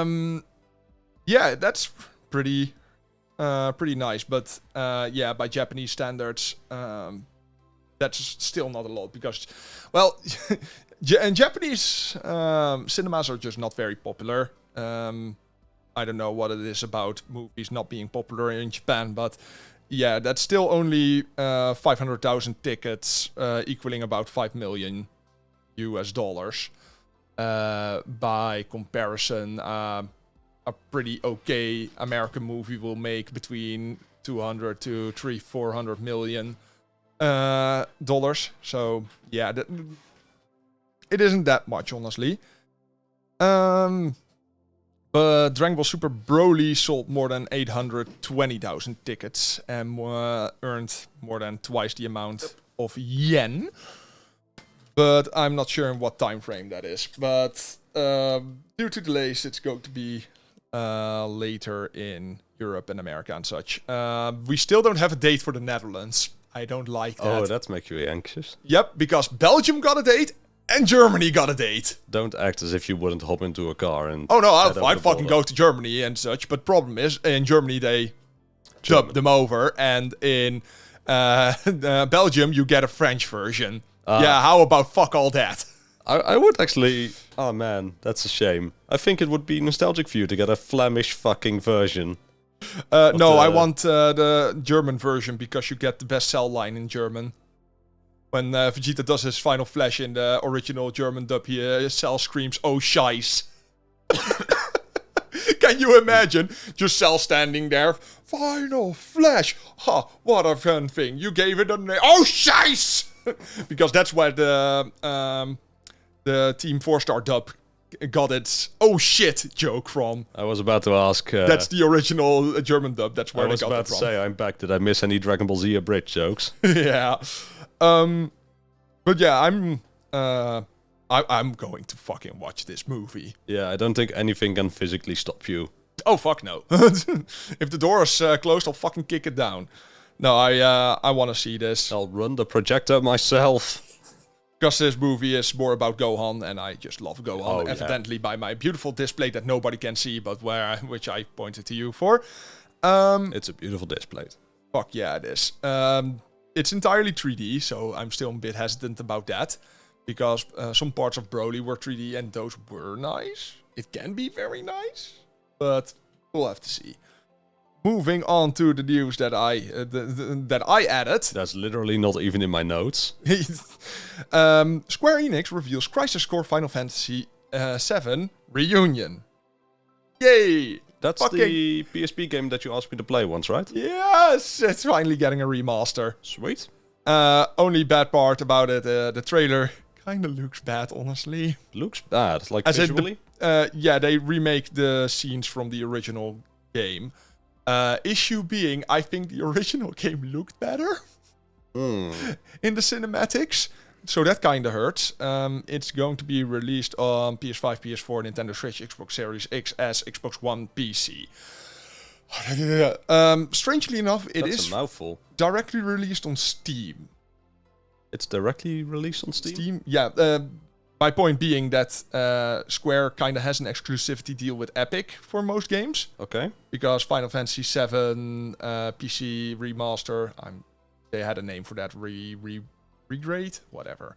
Doesn't matter. Retard. Sure. That was exclusive for Epic Game Store for more than a year, and it only came to Steam like last week. So yeah. It's kind of strange that it gets to go directly on Steam, but I'm very thankful. I'm going to buy it, and I'm going to play the ever-living shit out of it. Yeah, I fired up Anime News Network one day, and I saw, like, Final Fantasy VII, Final Fantasy Crisis Core, and I was like, oh god, I'm not gonna have a nice time, am I? Yeah. But, well, it only released on PSP originally, right? Yes, Yeah, correct. okay, then it might actually be due for, like, a broader platform. Yeah, I do really like it. I'm just a bit anxious about it because it's a game that I actually care for. Mm-hmm. And I've learned my lessons. I will never pre-order a game I care about ever again because every game that I care for that I pre-order is shit. Oh, Kingdom Hearts. Kingdom Hearts 3, Fallout 4, Borderlands 2, to name a few. I pre-ordered those games and I hated all of them. So, what would you say is, like, the biggest selling point of Final Fantasy Crisis Core? Passion. I have to distinguish here between passion and actual objectivity.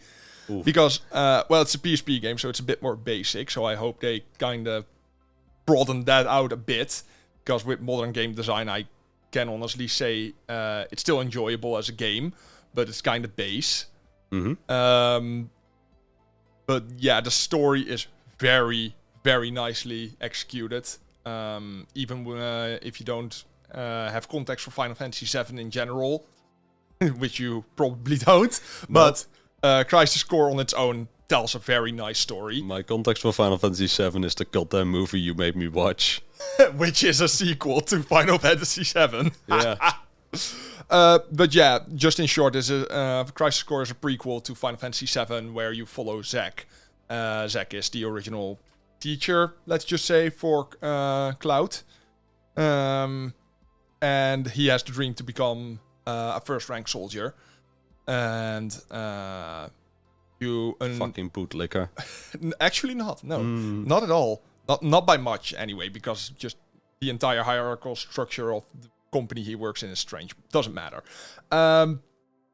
And you kind of try to find out where these projects come from, human experimentation programs, like the soldier program itself.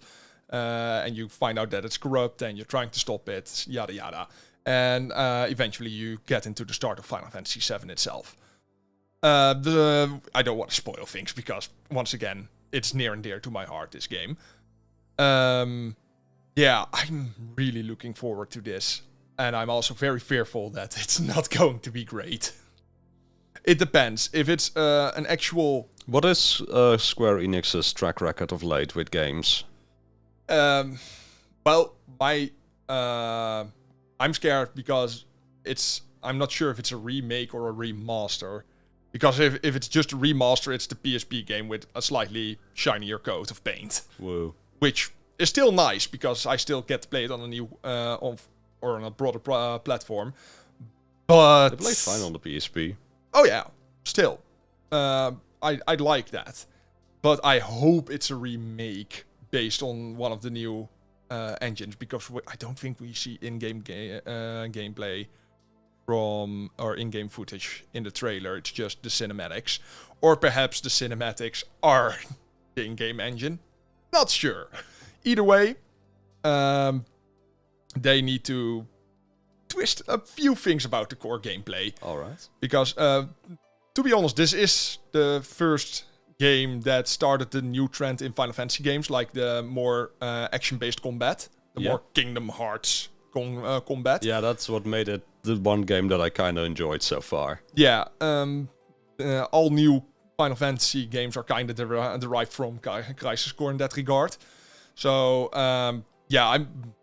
every aspect of this game can translate very well into a modern version of it, but I have too little context to decide if that's going to be nice or not. But anxious optimism. Yeah. But yeah, the story's nice, gameplay is nice. It has a very innovative leveling system. You can call it obtuse, by the way. I get why people wouldn't like it, but you have the DWM, which is like a roulette system with character pictures on them. If you get 3 pictures lining up, you get specific moves and such. But that's also where your level ups are hidden, which can be called obtuse, but there's a system behind it. If you're fighting stronger enemies, the DWM will spin faster, get more results, and will more often result in level ups. So... it's instead of experience points, you have this slot machine system. Pretty much. And you can spend level ups where... level ups are kind of spent for you, but you can get materia, which you can mix into new moves, which you then use in battle. It is pretty nice. I just have to say that the side mission things need to be revamped a bit. Because the side missions were just a menu thing, and you go into a mission, you do the thing, and you fuck off. Kind of like Monster Hunter. But that's very PSP-like. That was pretty much the PSP experience. Because if you just want to play a quick game on the PSP, you did side missions. Yeah. So in that regard, that was very nice for the PSP, but most... Yeah, that's a bit out of style now, let's just say. I like it. I still like it. I like having very bite-sized gameplay like that. That's also why I like Kingdom Hearts number /2. 358 over 2 days. I'm never gonna remember that. I I know that you have a shortcut for remembering it, and I won't remember the shortcut either. It's just a year minus a week. Yes, but I don't have consciously in my head how many days there's in a fucking year. No, you're not 24/7, 365? No. Man, I'm not even 24/7.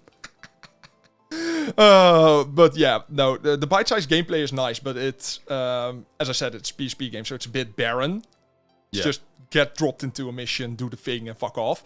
And it's very base, which is still enjoyable, but it's a bit unpolished for nowadays. So I hope they revamp that a bit. But as I said, it depends if it's a remake or a remaster. Yeah, they also did a pretty sturdy restructuring on the Final Fantasy remake, right? Yeah, Final Fantasy 7 is just an entire remake. But the track record of Square Enix, which you actually asked, is kind of shaky, especially with PC ports, which is the one I'm going to use, because the Final Fantasy 15 port was stellar. That was a stellar port. Many options, benchmarks, you can tweak whatever you want, and then you get Final Fantasy 7 Remake, which is based on the same engine. They don't give you any option, it performs kind of like shit. And there's no reason for it, honestly. And it's just like, why? How? It's the same engine. You iterated on the same engine. How do you make it so much worse? You just actively had to take Final Fantasy 15, throw Final Fantasy 7 over it, and it would pretty much be fine. But you chose to not include many options. Why? Yeah, Square Enix is kinda shaky in that regard. Sometimes they make amazing PC ports, sometimes they just make fucking shit. Square Enix was also selling off a lot of licenses, right? I heard they're going very hard on NFT projects. Oh Christ. I mean, Konami does that I too. believe they're selling off a lot of their old IDOS library now. I wouldn't know about that, because I don't care about that. And to very much try to avoid having to think about that. Yes. That. Moving on to games we've been playing. Yes, indeed. Shall I go first then? Sure. Alright. Well, last time around I was playing Halo 1, and I believe I finished Halo 1 and I was in Halo 2 at the time, and I've now finished the entire series as it is included in the Master Chief Collection. Okay. And that was very satisfying to uninstall. Yeah, I can only imagine. I played through them, and it was like a constant state of just barely passable. And there's just so many annoyances and so many design decisions that, like, how you been making this for years, how do you still not have this working? To be fair, after Halo 3, I believe it's another studio. No, they still made ODST and Reach, and then 4 was made by the 343. Yeah. And then it went really. You notice with 4 because they start like grasping at straws there. The things that 4 introduces, it has cinematic climbing segments like in Uncharted. Fucking kill me. Also, and it has quick time events. I just want to go on a small tangent here that I love how Bungie got bought out by Blizzard Activision by that after that. That's true. And I fucking love that because they were selling a popular game. So they were a good studio, so we bought them. But I like the context here because they were not making a good game. They were just making a popular game. Mm-hmm. They were kind of shit at making games, honestly, because Destiny and Destiny 2 are not very good. Yeah. So, but even back on track. Like a few of the things that I noticed, like the gameplay is just constantly kind of shaky. Like it doesn't innovate much, and it introduces new things, and then it kind of throws them away in the next game. So IDs never really go anywhere. No. So that's really disappointing. And even Halo 3, I kind of ended up feeling worse about. Yeah, I can understand that. And in the case of Halo 3, it's mostly the story. Because what I noticed in 1 and 2 is like, wow, you guys sure watched a lot of other sci-fi stuff, didn't you? Like, oh, there's a little bit of Alien. Oh, that's a hive mind. Yeah, I've seen those in sci-fi before. Oh, a Ringworld. Might you have learned that? Might you have gotten that inspiration from Ringworld? Do they have a Dyson sphere? No, they don't. Bad. Maybe they do, actually. Don't think about it, please. I don't want to get into that. And Halo 3, that's the one game that I had played. And I remember the story being very interesting and good. And now I played it. Like, oh my fucking god. Why does it interrupt you constantly? Like, it has so many segments where you're just trying to go forward. And you get this full screen special effect of, like, Cortana appearing before you and talking to you. And 90% of that dialogue is just flowery bullshit meant to make the game sound really philosophical and important. It's all just completely random trash. I just want to add, the moment you said Cortana, I got PTSD, and not from Halo. Mm. It's just Windows that gives me PTSD when I hear Cortana. God damn. Yeah. And they interrupt you for that so many times, so constantly, and all of it is worthless. And the entire Master Chief Collection, barring Halo 4, does not have subtitles. Well, it has subtitles in cutscenes, but instructions? No. Dialogue during gameplay? No. And you're listening to this dialogue, and it's completely static with special effects laid over it. I don't know what I'm listening to. Fair. So yeah, I was very underwhelmed by Halo, and Unwhelmed. yeah, and I heard that Halo 5 Guardians was shit, and now people are in Halo Infinite, and Halo Infinite is... I hear that every season they're like, okay, now it's gonna actually be good, guys, and then it launches and there's minor updates. Microsoft likes to inherently make their games worse after release. Yeah, because I can see that going by the Master Chief Collection. Because I have that with Forza Horizon 5, which I will get back to, and Halo does that too, because I believe there was an entire controversy with the Forge, because where you create maps and gameplay and stuff. Because I believe in Halo Infinite it is paid now to use the Forge. In Halo 5, it wasn't included at all. No, and in Halo Infinite, I believe it's paid, as in a subscription service, I believe. Something like that. I don't know that for sure. I'm just going to look that up to be sure. But yeah. I know there was something wrong with it. But I checked out some reviews and it's like, oh, you gotta pay a few euros just to have this collar. Yeah. Just to have a basic primary collar. Yeah, you gotta pay for that, mate. By the way, how fucking dare you have in-game purchases when a game is like $100 when you want the DLC? Go fucking die. Man, it is so disheartening to see that we now live in a world where games release and like 80 euros. And then you put it in and you go home. It's like, oh, great, it's a live service. Yay. Yay. Yeah, I can't find it. Don't take me at my word, but I believe there was some controversy. There is a lot of Halo Infinite is paid. Yeah. But with me, I like Forza Horizon. Mm-hmm. I should say at this point I liked Forza Horizon. I played 3 a lot because that's the first one that released on PC. Had a lot of technical issues. No problem. That's still a fine game on its own. Then you get Forza Horizon 4 and just got more boring.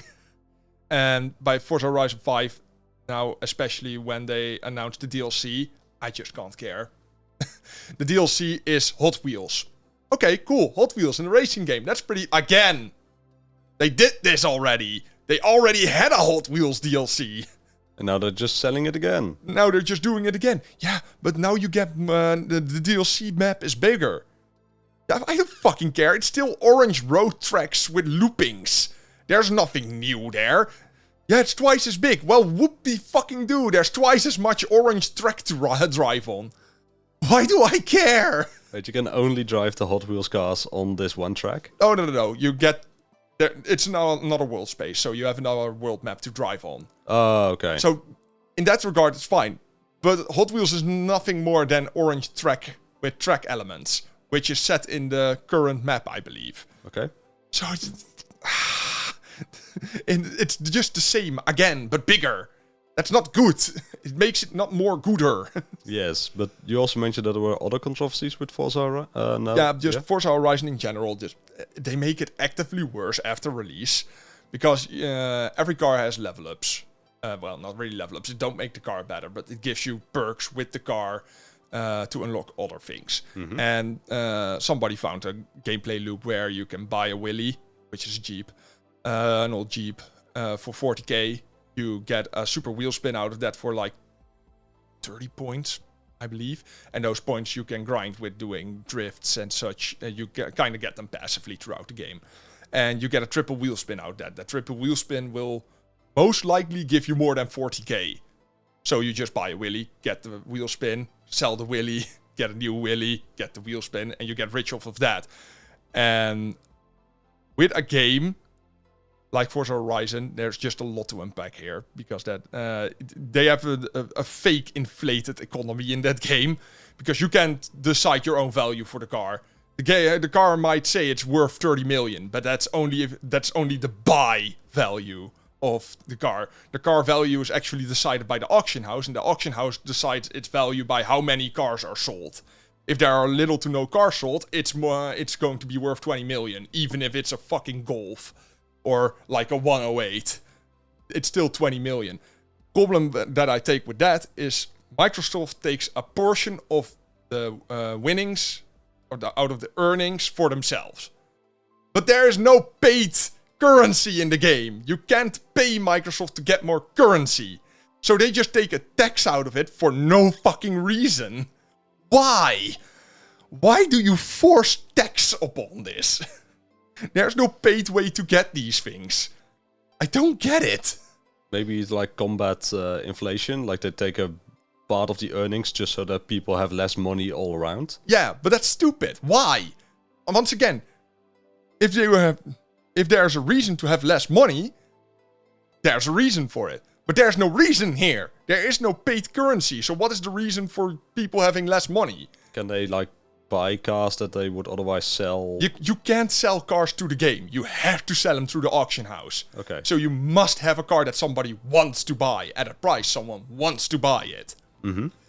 Most cars, like 99% of the cars, don't get sold on the auction house because nobody fucking cares. You can get it in the game in like 10 minutes of grinding. So why do you care? The only cars you want are the exclusive festival playlist, which are every week there's a specific car that you can get with doing specific events. Yeah. That's pretty fun. But those are the only cars you're going to sell in the auction house because those are the only ones that people sometimes don't want to put the effort in to getting. Or they were away for a week and they couldn't get the car, so they just had to buy it off the auction house. That's fine, but the auction house cars are always 20 million. Because or the festival playlist cars. Because once again, there's so little of them. So when they're getting sold, they're getting sold at max price. Because that's the only thing that the game would allow you to sell it for. It's so frustrating. And they just keep patching out fun things. They're just like, oh, you're having fun? No. That's inexcusable. We made this game to get money, not create fun. And it's acceptable. It's getting progressively worse. Because, as I said, Forza's before this were fine. And they were also annoying in some regards. But now they're just sucking the fun out of it. And I don't want to play anymore. Because usually I at least boot the game up once a week to get the car of that week. I didn't care anymore. I don't want to. Yeah. I don't want the car even. That's how you escape the cycle. Yep, but it's sad that it had to come to that. Because it's a fine game. Do you have any other driving games to evacuate to? Nope. There's nothing of the same scale that's remotely as fun. I mean... That's a shame. Forza is still fun for just driving around. It's still the best game for that. But just every other gameplay aspect gets just fucking destroyed. Just as a pointer of things that I don't like about the game, just UI elements not working. When you get a story event, you can't skip the cringy dialogue, and goddamn, it's cringy. When the game wants you to go to something, it'll show you the map with the point it wants you to go to, but you can't close the map unless you select the point for a waypoint. If you don't waypoint it, you cannot exit the map. Okay? But why don't you auto-waypoint it then? Because the game can do that. It just won't. Double fun. You can just put a random waypoint anywhere on the map and then it will let you get out of this map screen. What kind of design decisions are these? Just fucking dumb. Yeah, no, Forza Horizon at this point just frustrates me because this DLC is just... They already had Lego and they had Hot Wheels, and I know there are only so many real-world franchises to draw from, but it's just slightly more new Hot Wheel cars that nobody is going to use with more orange track that I don't care for. Because in the last game where there was Hot Wheels DLC, it actually had some merit. Mm-hmm. Because you don't have... New. It was new, but in the new game, in 5, you have a event labs mode where you can make your own track pretty much. You can define track the way you like it. You can make loopings and all the weird shit. That's the whole point of Hot Wheels. Yeah. It's already in Forza Horizon 5. Now you just gave it an orange skin. It's... Why do they see this? But yeah, I'm fucking done with Forza Horizon 5. I just want to get that out of my system. No. Get it out there. Unload. I've been playing Pokemon Omega Ruby. Yeah, you told me about that one. God fucking damn it. Okay, so I gave Robin a challenge to play Gen 6, and he can only get one Pokemon from every generation. With some other stipulations, like you cannot outlevel the next gym leader's strongest Pokemon. He kind of gave me the same challenge, but I could only use dark multi-types. So dark fighting, dark water, whatever. Yeah. With pretty much the same stipulations. I got bricked 3 times. And the first 2 times weren't that bad. Because it was in Petalburg Woods, the first woods you get into in the Gen 3. Mm-hmm. They just had fully evolved Pokemon, and I only had like a Pupitar and a Sandile, which they are not fully evolved, obviously. So I got bricked there. The second time, I got bricked by the first gym, because the first gym was because he's put on type team trainer, so trainers only have one type of Pokemon. Mm-hmm. Kind of makes it fun. Problem: first gym was Fairy type. Fairy type is super effective against Dark, and Dark is not very effective against Fairy type. I could only use Dark types. Double problem: all gym leaders have 6 Pokemon. I could only use Dark multi-types. There are only 20 of those in the entire game. You don't get 20 of those. You don't even get 3 of those before the first gym, most times. And I can't outlevel the ace, once again. Mm-hmm. So, yeah, I'm just sitting there with 2 level 14 Pokemon, and I just get walled by the first gym. It was also a part bad luck, because obviously it's me. I also always have bad luck. And then Robin was like, okay, I'll give you an easy one. And I get a Mega Evolved Pokemon to start with. I still got bricked by the 4th gym. The 4th gym was Fighting type.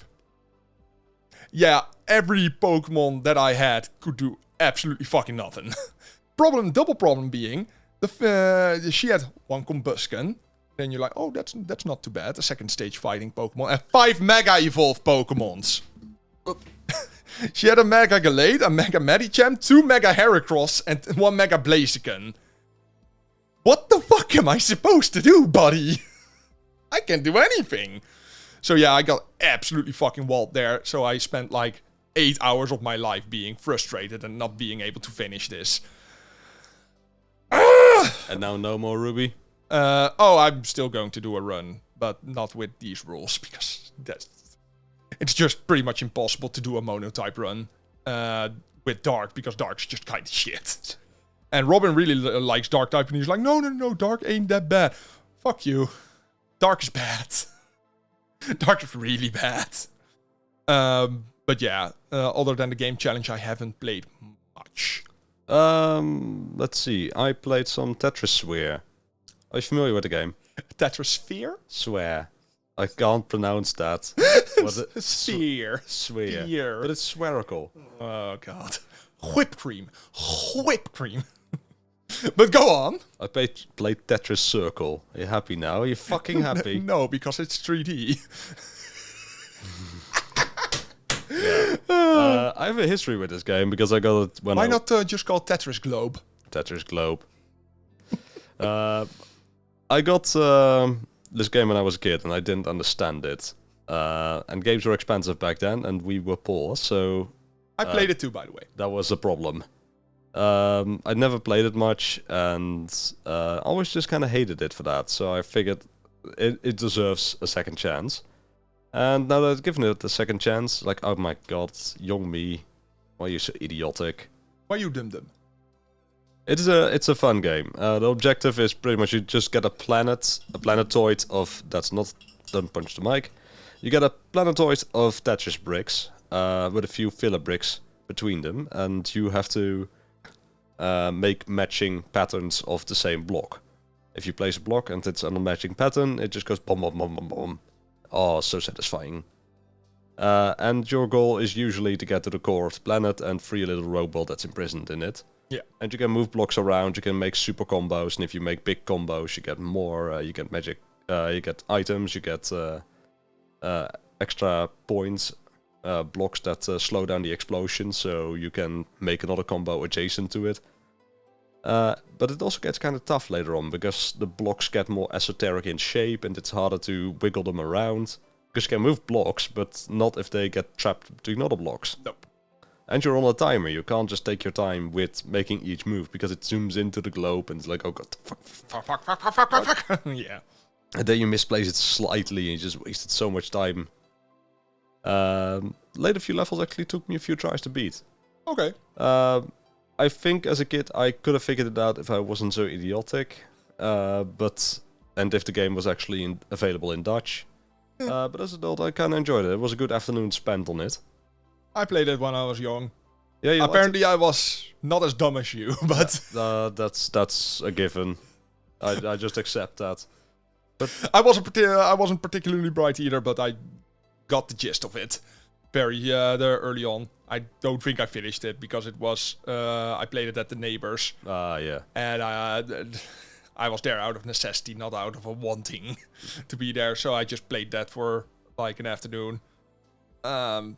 It's fun. It's fun for cooperative, for multiplayer mode as well, because you got this little Tetris versus system like Puyo Puyo, where if you make big combos, the other player gets more black blocks that they can't use. If they use they can use them, but they have to start a combo elsewhere. They can't place blocks on it or adjacent to it. It has to be played. It has to be taken out of play by a combo. Exactly. And if you do that, it gets sent back to the guy who placed it there in the first place. So you get a fun little back and forth. Feedback loop. Yeah. Any more games? Yes, that was actually fun. Somebody asked me a question on my old gaming blog, so I had to fire up Koikatsu Sunshine and troubleshoot it for like 3 hours. Okay. Because they asked me, how exactly do you unlock the ability to play the massage minigame from the front? And I didn't know. I didn't know what triggers it. So I just spent like hours just doing this big test. Like, okay, will any girl do it? I just see you intently looking at tits like, come on, let me massage them. Boy, howdy, this would be so arousing if I was straight. Yeah, exactly. But I spent like 3 hours just. Does it work on any girl? No. Does it work with the age meter fool? Does it work when she is in the aroused state? Does it work when you have the water buffalo topic? Do I need a water buffalo? Does it work on any? Does it work on any of the massage mini games? And eventually, what I arrived on is that it generally works mostly exclusively on girlfriends. Yes. Girlfriends, high age meter, works on any of the massage mini games, but it only works on the second time or any subsequent times that you ask to do the mini game. It never works on the first time. Oh god, I spent so much, and I was like, well, I spent so much time on it, might as well make some new characters and play around a bit, see what the. Oh Christ! So that was a delightful waste of time again. Yeah. But I asked the man's question. I answered the man's question. Fair enough. I did good. You did society proud. Yes. My boy. I helped my fellow perverts. I guess moving on to gaming challenges? Yes. Well, your gaming challenge, I suppose. I was about to say. Tell us about Parken. Yeah, we were supposed to play Parken if you watched the previous bonus side character podcast. Mm-hmm. Well, it didn't work for him. Game never wanted to boot. And I troubleshooted it. No, it was. Well, it boots, but it doesn't play. Yeah, the moment play starts, the second you have like a frame of animation, it freezes up completely. Yeah, which is funny because, it works on Rolf's PC and it works on 5 PCs in my home. Yes, I have 5 PCs. Go fuck yourself. Don't ask questions. Yeah, it just works. Anything that would run a Windows installer, you got it to work on. Yeah, I was about to say, it literally just doesn't work on your laptop. Your specific laptop. But whatever. And we tried literally everything. Yeah, I didn't try DX-Wind, but if it doesn't work with anything else, DX-Wind is not going to do much. Whatever. Very specific issue we don't know how to solve. But yeah, I played the ever-living snot out of it, which I am severely regretting at this point. So it's a combination between an RTS and an FPS. Problem is, it brings the worst things out of both those genres. I think it looked fun. I didn't have to play it. I watched you play it. It is fairly fun if the mission isn't fucking obtuse about it. Because the AI doesn't have a controllable human that does first-person shooter things. But sometimes you need to play that character. and you don't get the first person or the RTS part. Problem is, you can't manage the RTS parts if you're playing as the character. Yeah. So if you don't have an engine an engine or a factory set up to make new units every time, then it's just doing nothing. Double problem, you can't give them a command on spawn. You have to go into the menu and say what they are supposed to do. So you can't just go outside and fight enemies and let the factory spew out new units and let them fight. And they only react when there's an enemy close by. So that alone is obtuse. I'm playing on easy and the game is still fucking hard.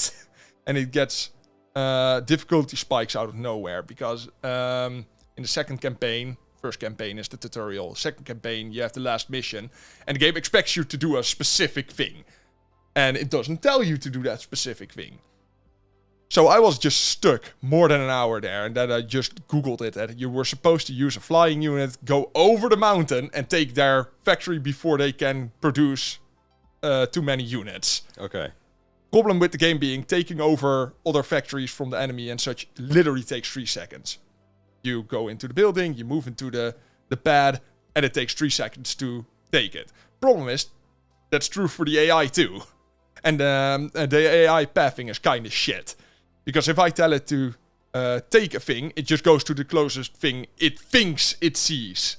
But if it sees nothing on the map, it just sits there like, I don't know. Just sits there.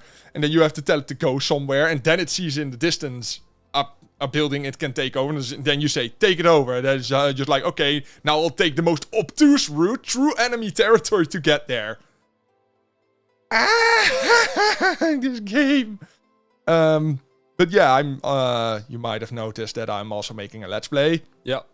So, check it out on YouTube channel called Petri. Well, it's actually called Movie Gamers, but at this point you can find me under Petri.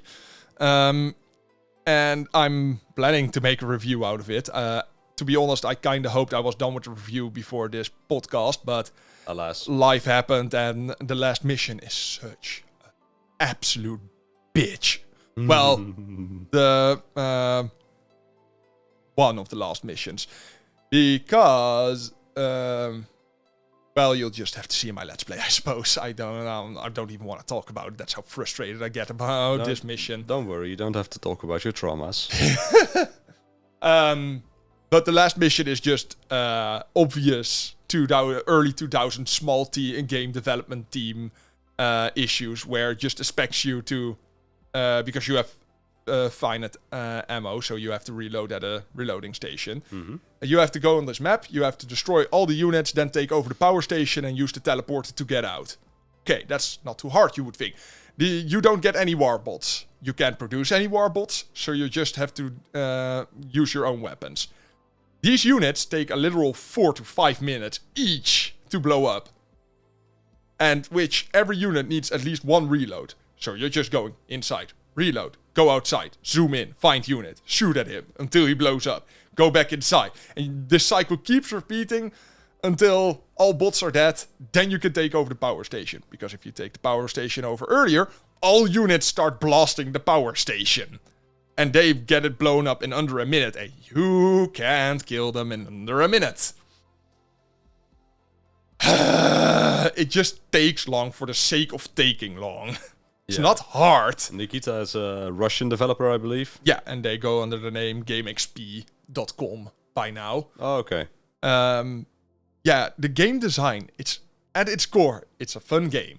It truly is. And it even works on most modern computers. And you have customization, it combines fun gameplay elements, but the way it does it is absolutely flabbergasting to me sometimes. And I tried. I even looked into the files and see if I can edit some values and such. And you can do very obtuse things, but one of the things I really want to change is movement speed. Because one of my videos is literally just 40 minutes of walking around. I'm not even killing that much. I'm literally just going from point A to B to B. You're just going to things. Mm-hmm. And your character can only go 50 kilometers an hour or 30 miles an hour. So you're not very fast. And like flying units that you can produce at some levels can go faster. But the only units you can sit in are medium and large flying units. And those go literally at their fastest, like 60, 70 kilometers an hour. That's no fucking win. And it just takes 4 or 5 minutes to get over this map. Just to press enter when you're close to a bot. Mission ends. Why can't I recruit a bot with another bot?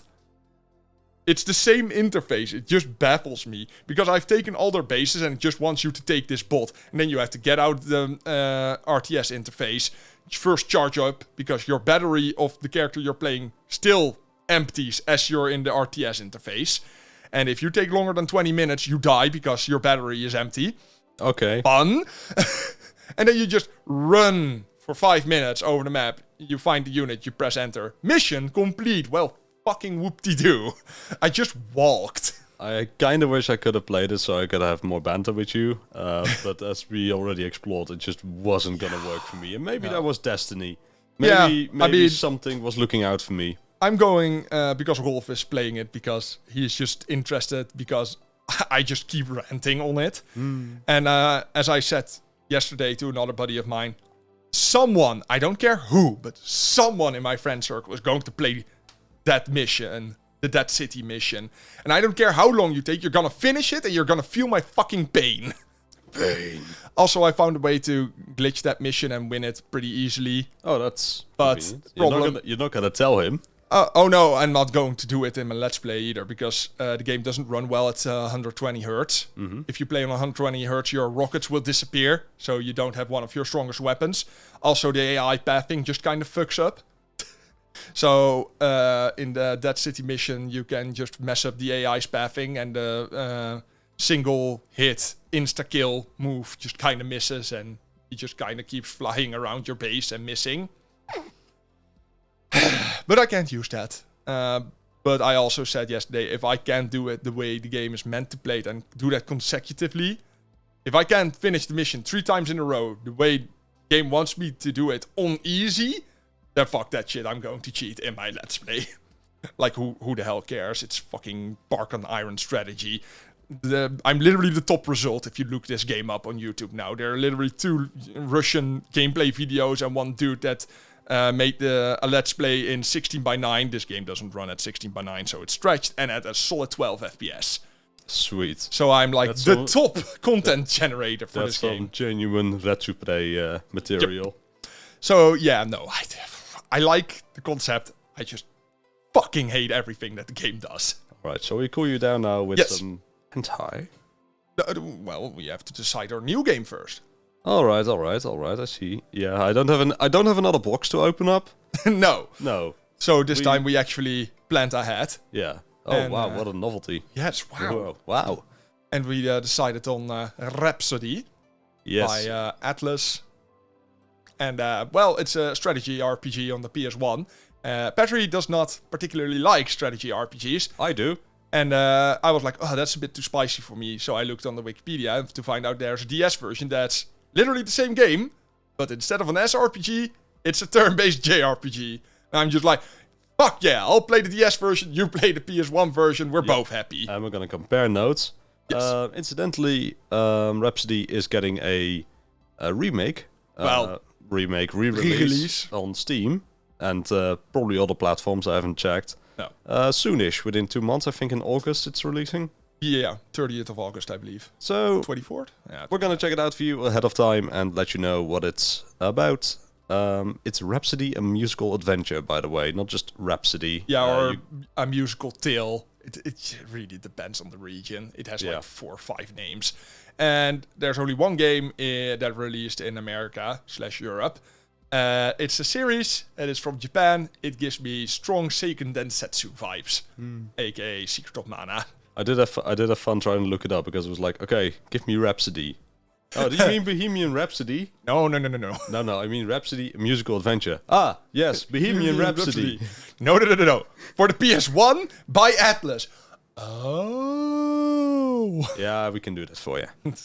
You can't buy it though. It's €200 for a physical copy. Yeah, fuck that. It's a PS1 Atlas game. It's an Atlas game. Go fuck yourself. Hentai? Hentai. Yes. Yes. Well, you just waffled a bunch, so I go first. You asked me to read Peace Hame because I gave you a manga, so you were like, well, I give you something that's fun in manga as well. I also watched a bit of the anime. Anime. I watched a bit of the fucking hentai. The animated hentai. Yes. I kind of like it. It's a fun story with a very interesting art style. It really stands out, Yep. both the anime and the manga. So that was The intent. yeah. Well, you gave me something. It really drew my attention, and I was just constantly paying attention to the art more than I would just browsing, just casually reading through a doujin otherwise. The story is about this guy, a bit of a hapless guy, who gets recruited into helping his senpai. It's been a while since I've read it now, but it was a photography album they had to complete for the school. I believe so, yeah. Yeah, and through that he gets roped into all these kind of strange adventures. The school has this very weird system that kind of reminded me of Kakakadui. Like they... Merit. Yeah, they have this system where students can challenge each other to bets, and whatever they bet on is just set in stone. There's a referee. Absolute. Yeah, it is absolute. So at one point, for example, he gets a love letter, he thinks, and from somebody who's in the Mahjong club. I don't know how to play Mahjong. And he goes there to the roof and he's like, oh god, a confession, oh god. And instead of confession, he gets challenged to a bet and he loses. And he gets roped into being her slave in the club. With everything that entails. All the sexual abuse that entails. And then his senpai swoops in to come and rescue him by playing another bet. By doing another bet. I didn't understand what the fuck was going on because it's Mahjong, but I did understand kind of the strategy that they were using. And it has a lot of surprising amount of story bits in it, and then it gets to the sections, and wow, those are good as well. Yay! Because our hapless friend might be a loser, but holy shit, he is endowed. He has a Johnson, alright. Yeah. And stamina to last a week. Jesus fucking Christ. He just keeps on going. Yeah, so it has a fun story, and then it gets to the indulgence, and I kind of like that separation that it's got going on there. Yeah. So yeah, if you're in the mood for something that looks different from your usual hentai, I totally recommend this one. This is, if you don't have the patience to read the anime, the animated version is really good as well. Yeah. But you didn't have the luxury of an animated version at all. No, I had to read Your Neighborhood Tentacle Shop. Yes. By Okunoha. Yes. We also wrote Symbiotic Era of Beasts and Humans. Yeah, I did not do any other reading. I read this. It's about this shop that only horny people can find. Apparently, yes. I like how that's literally a plot point later on, where you can buy tentacles like Pokemon.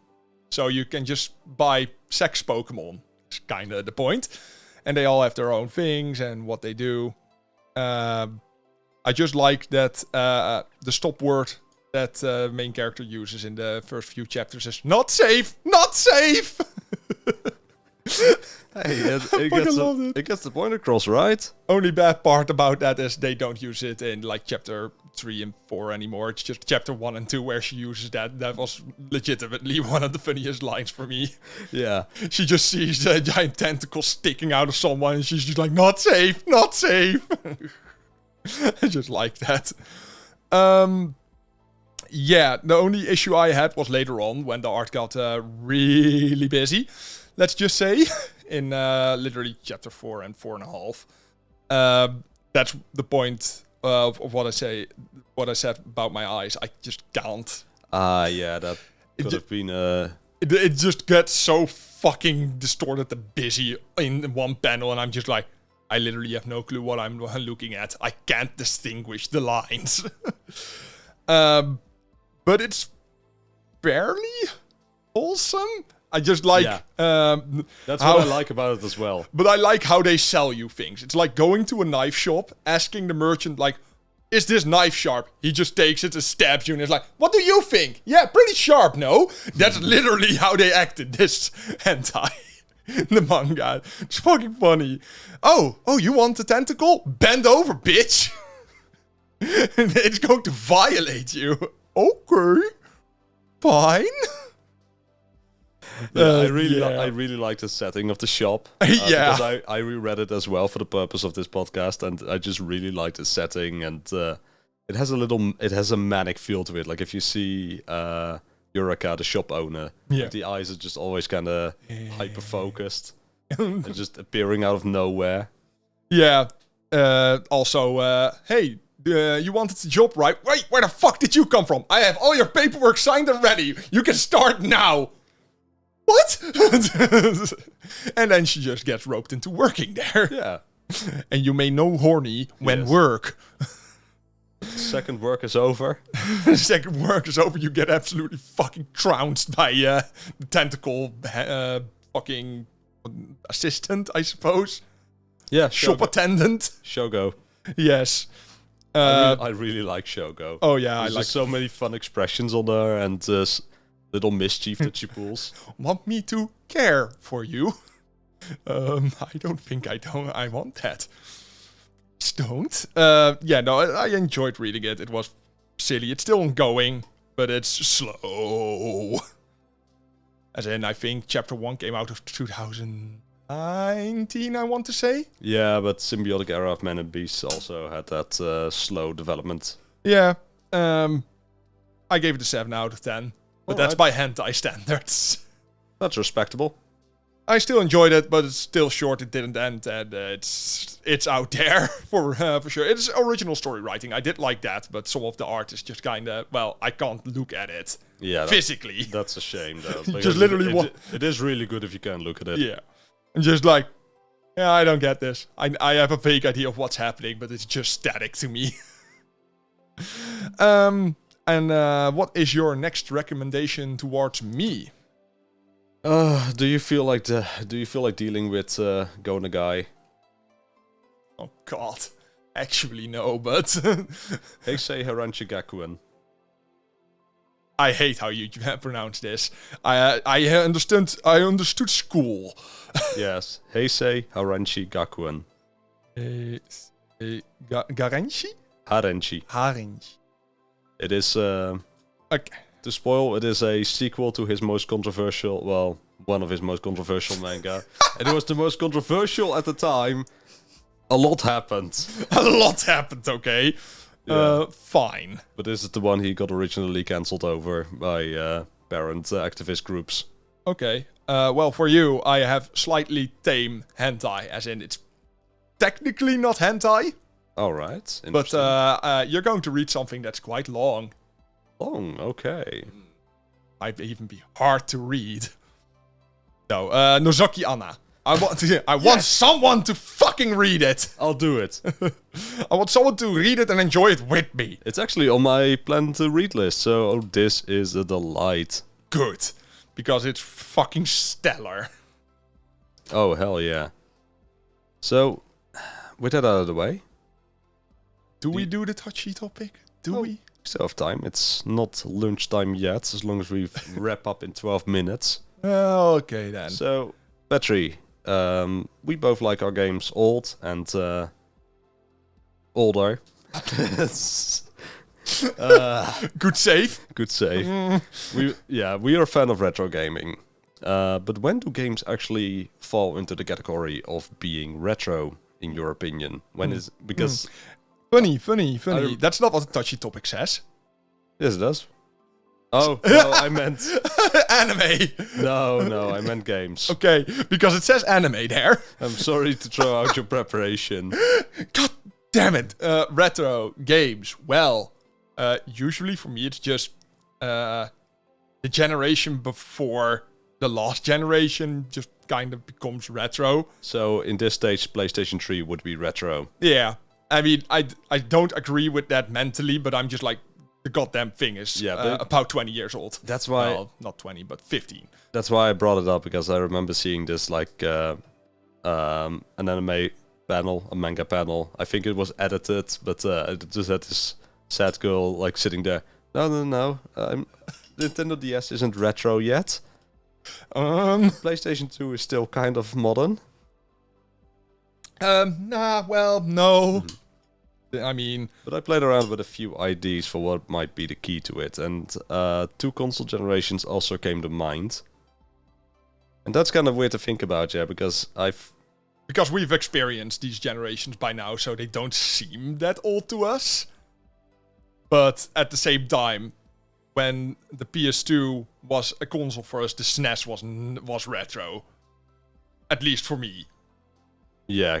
And the PS2 is only 10 years after the SNES. If you look at it from that perspective, it works. But one other alternative that I had written down is when the storage medium it was used for gets old. Yeah. Because when you look at it, like the SNES didn't feel retro yet if you were playing Nintendo 64 because you still had cartridges, and then the GameCube came out like yeah, that's outdated now. It's got discs, tiny little shit discs, but yeah. And in the same sense, like the PlayStation 2 and Xbox were DVD based both. Yep. Was the Xbox DVD based? Yep. And then Blu-ray came out, and it's like wow. Well, it's still disc, Wow. and a lot of PS3 games still use DVDs. They had the file size for it. I don't know if they could be burned on it, but yeah, I don't particularly think in that regard, because then the CDI wouldn't be retro, Yeah, good point. because the CDI uses CDs, and Dreamcast and such did too.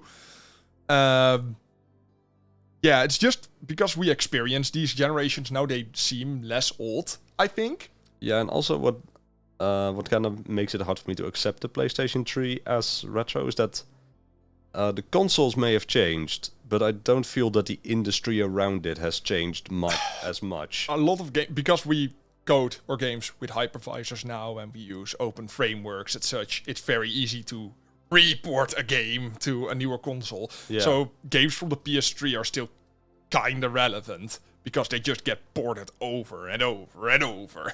Yeah, but also just if you look at the industry in a broader sense, a lot of the problems and annoyances that we dealt with on the PlayStation 3 are still prevalent in the PlayStation 5 generation of today. You still got DLC. The PS3... Intrusive DLC. Well, yes and no. The problem for me with the PS3 is how fucking slow it is. As in, you want to play a quick game of, I don't know, JoJo? Fuck you, update. Oh, you have DLC for it, and it connects to your the PSN account. It's going to download that too. And then, okay, that's not too bad. Problem is, it takes literally an hour. Because, the PS3 is just slow as shit, so it downloads slow. And then it needs to install on its slow hard drive. It's just fucking obtuse and noxious on the PS3. And those problems have been fixed. Mm-hmm. But okay, that's literal hardware problems, but I'm... also software, because the specs of the PS3 are good enough. It's just that the code is optimized for it. Yeah, but I was referring more to like the broader industry problems, like intrusive DLC, microtransactions. Microtransactions are more of the newer generation. And over too big of a focus on like online experiences. Yeah. It's starting to shift a bit, because I don't think the PlayStation 3 had like full-on live services games that are like the fucking blight of the games industry today. Well, a few, but those died fairly quickly back in that day.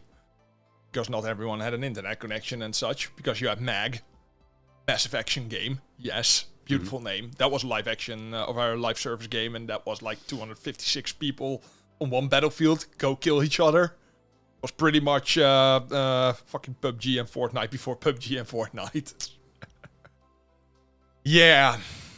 I also wrote down like a set year, like 10 years. Yeah, I don't fully agree with 10 years, because once again... But yeah. Yeah. Then that's almost PS4 era now. Yeah. That's like literally 1 year off. That doesn't work anymore, because like the development of consoles has just slowed down a lot. It's crazy when you think like how often new video cards and computer hardware comes out versus how often a new console comes out. Yeah. Maybe that like a set year was more interesting in the old days, when it was like more different companies competing to have consoles out. Yeah, and it was different architectures. There was a lot more difference. It's so homogeneous now at this point, because all the consoles that are now on the market except for the Switch are just PCs. Literally. They just used somewhat modified PC chips. As in a PS4 or... Yeah, even a PS4. A PS4 and a PS5 could literally just run Windows. So yeah, that's not very special anymore. At this point, that's also why I kind of drifted away from consoles to begin with. Because ease of use is nice and all that, but I'm an IT specialist. If I can't use Windows, I'm out of a job. if I'm gonna have to deal with fucking installations and software and online requirements and my console needs to update, I might as well play it on the fucking PC where I just know what I'm up about. Exactly. And like what you talked about it earlier, I just started to mentally dread the next time I need to use my PS3 for anything. Yeah, emulating is so much easier at this point. Oh yeah, I'll take PCS3. RPCS3. Yeah, I'll take that any day over having to actually use the goddamn console. Same. The PS3 that's standing there is a glorified PS2 for me. Yeah. So, yeah, no. And usually, especially when I was younger, I got consoles because there was something special. There was special hardware. The games that came out for it could only run on that and could not be easily ported. By this point, the only thing that's limiting games coming out to PC is rights and copyrights and developers not being arsed to actually bring it over. And those are problems that I'll happily overcome myself. Yeah, I was about to say, most of those issues is just like Sony games are even coming to PC now. Yeah, they're late, but they're still coming. I have all the time in the fucking world, I'll wait. Yeah, same. I got things to do, man. I can wait. I don't care. I just quit collecting for digital consoles because I just don't care. I can't care anymore. On that note, speaking of games, I know it's very late on. I went to the gaming beurs in Schiedam. Oh yes, you definitely did. Gaming Expo. Dutch topic is over, by the way. For now, yeah. And, well, for the first time ever, I went to a gaming expo and was like, I don't want fucking anything here. Oh, that's a surprise. I mean, I saw a Jaguar for you. Yeah, but I was sick. I was so fucking sick. I just fell asleep constantly. Yeah, and I just like, yeah, I'm not going to wait on this. Fuck this, we're going. I don't begrudge you. Oh, even if you begrudge me, go fuck yourself. But I was surprised because I eventually got an app from Robin with a picture of his loot. And it's like, oh, I wonder what Patrick got. Yeah, I got fuck all. Yeah. Because I thought too, like, I'll put it on the podcast. I saw only 3 things that I wanted. And thanks to my pretty much omniscient medication, I was instantly like, no, I don't want to pay that. Because I'm nostalgic for neon green Game Boy Colors. Yeah. I had one, and you see them not very often. I saw 2 there, and both times I was like, yeah, I want that. Literally walk away from there, look for other stuff before I commit to buying anything, and I'm like, I'm never going to use it. Hell, I'm not even going to look at it, probably. And I have a Game Boy Color. I'm not buying it, fuck it. And then I saw PSP Go, a white one, and I was like, oh, pretty, and it's not even that expensive, it's in box. I want it. Literally walk 5 steps, but I'm not going to use it, though. I'll let it go. And I found literally one PS2 game that I wanted, and I'm just mentally, I want to pay 25 euros for this game, maximum. And see it laying there, 40 euros. Nah, that ain't the thing, bro. Eventually, I just bought Rolf bought a controller for the for his PS3 controller. What game was it, by the way? Wild Arms 3. Ah, nice. I have none of the Wild Arm games for the PS2. Only an American copy in the back there somewhere. But yeah, I got Rolf a PS3 controller, and that dude didn't want to negotiate at all. As in, I just spat out the price, and he was, yeah, sure. So Rolf got a very cheap PS3 controller out of it. That's a good deal, though. Yep, because I was just looking around. Normally you negotiate these things. And by the way, the prices in Netherlands on PS3 controllers are fucking nuts. They are usually between 40 and 50 bucks now. I want to remind you that you can get a PS3 with a controller for 60 bucks in store right now. So the controllers are more expensive than the console they are bundled with. And I saw it laying there for 20 and I was like, oh, that's already a very good deal. Now you're like, 15. Ok. Okay. I was expecting you to negotiate some way, but if I had known this, I would have lowballed you even harder. Whatever, here are $15. And, well, we got out of there. Robin got a repro from Earthbound. That was nice. Yeah, I saw. Because I saw an European cartridge with Earthbound written on it, and I was like, nice repro. That's actually a nice repro. And he had some other things, but yeah. I didn't see anything that I particularly wanted, honestly. Yeah, and if there were things, they were kind of expensive. Better not to waste your money then. No, exactly. But yeah, I think that's it for now. Yeah, that's a wrap. Well, I was Amy, this was Patricia. Thank you again for joining us today, and we will see you all again soon. Yes, happy Pride Month. Happy Pride Month. Bye-bye.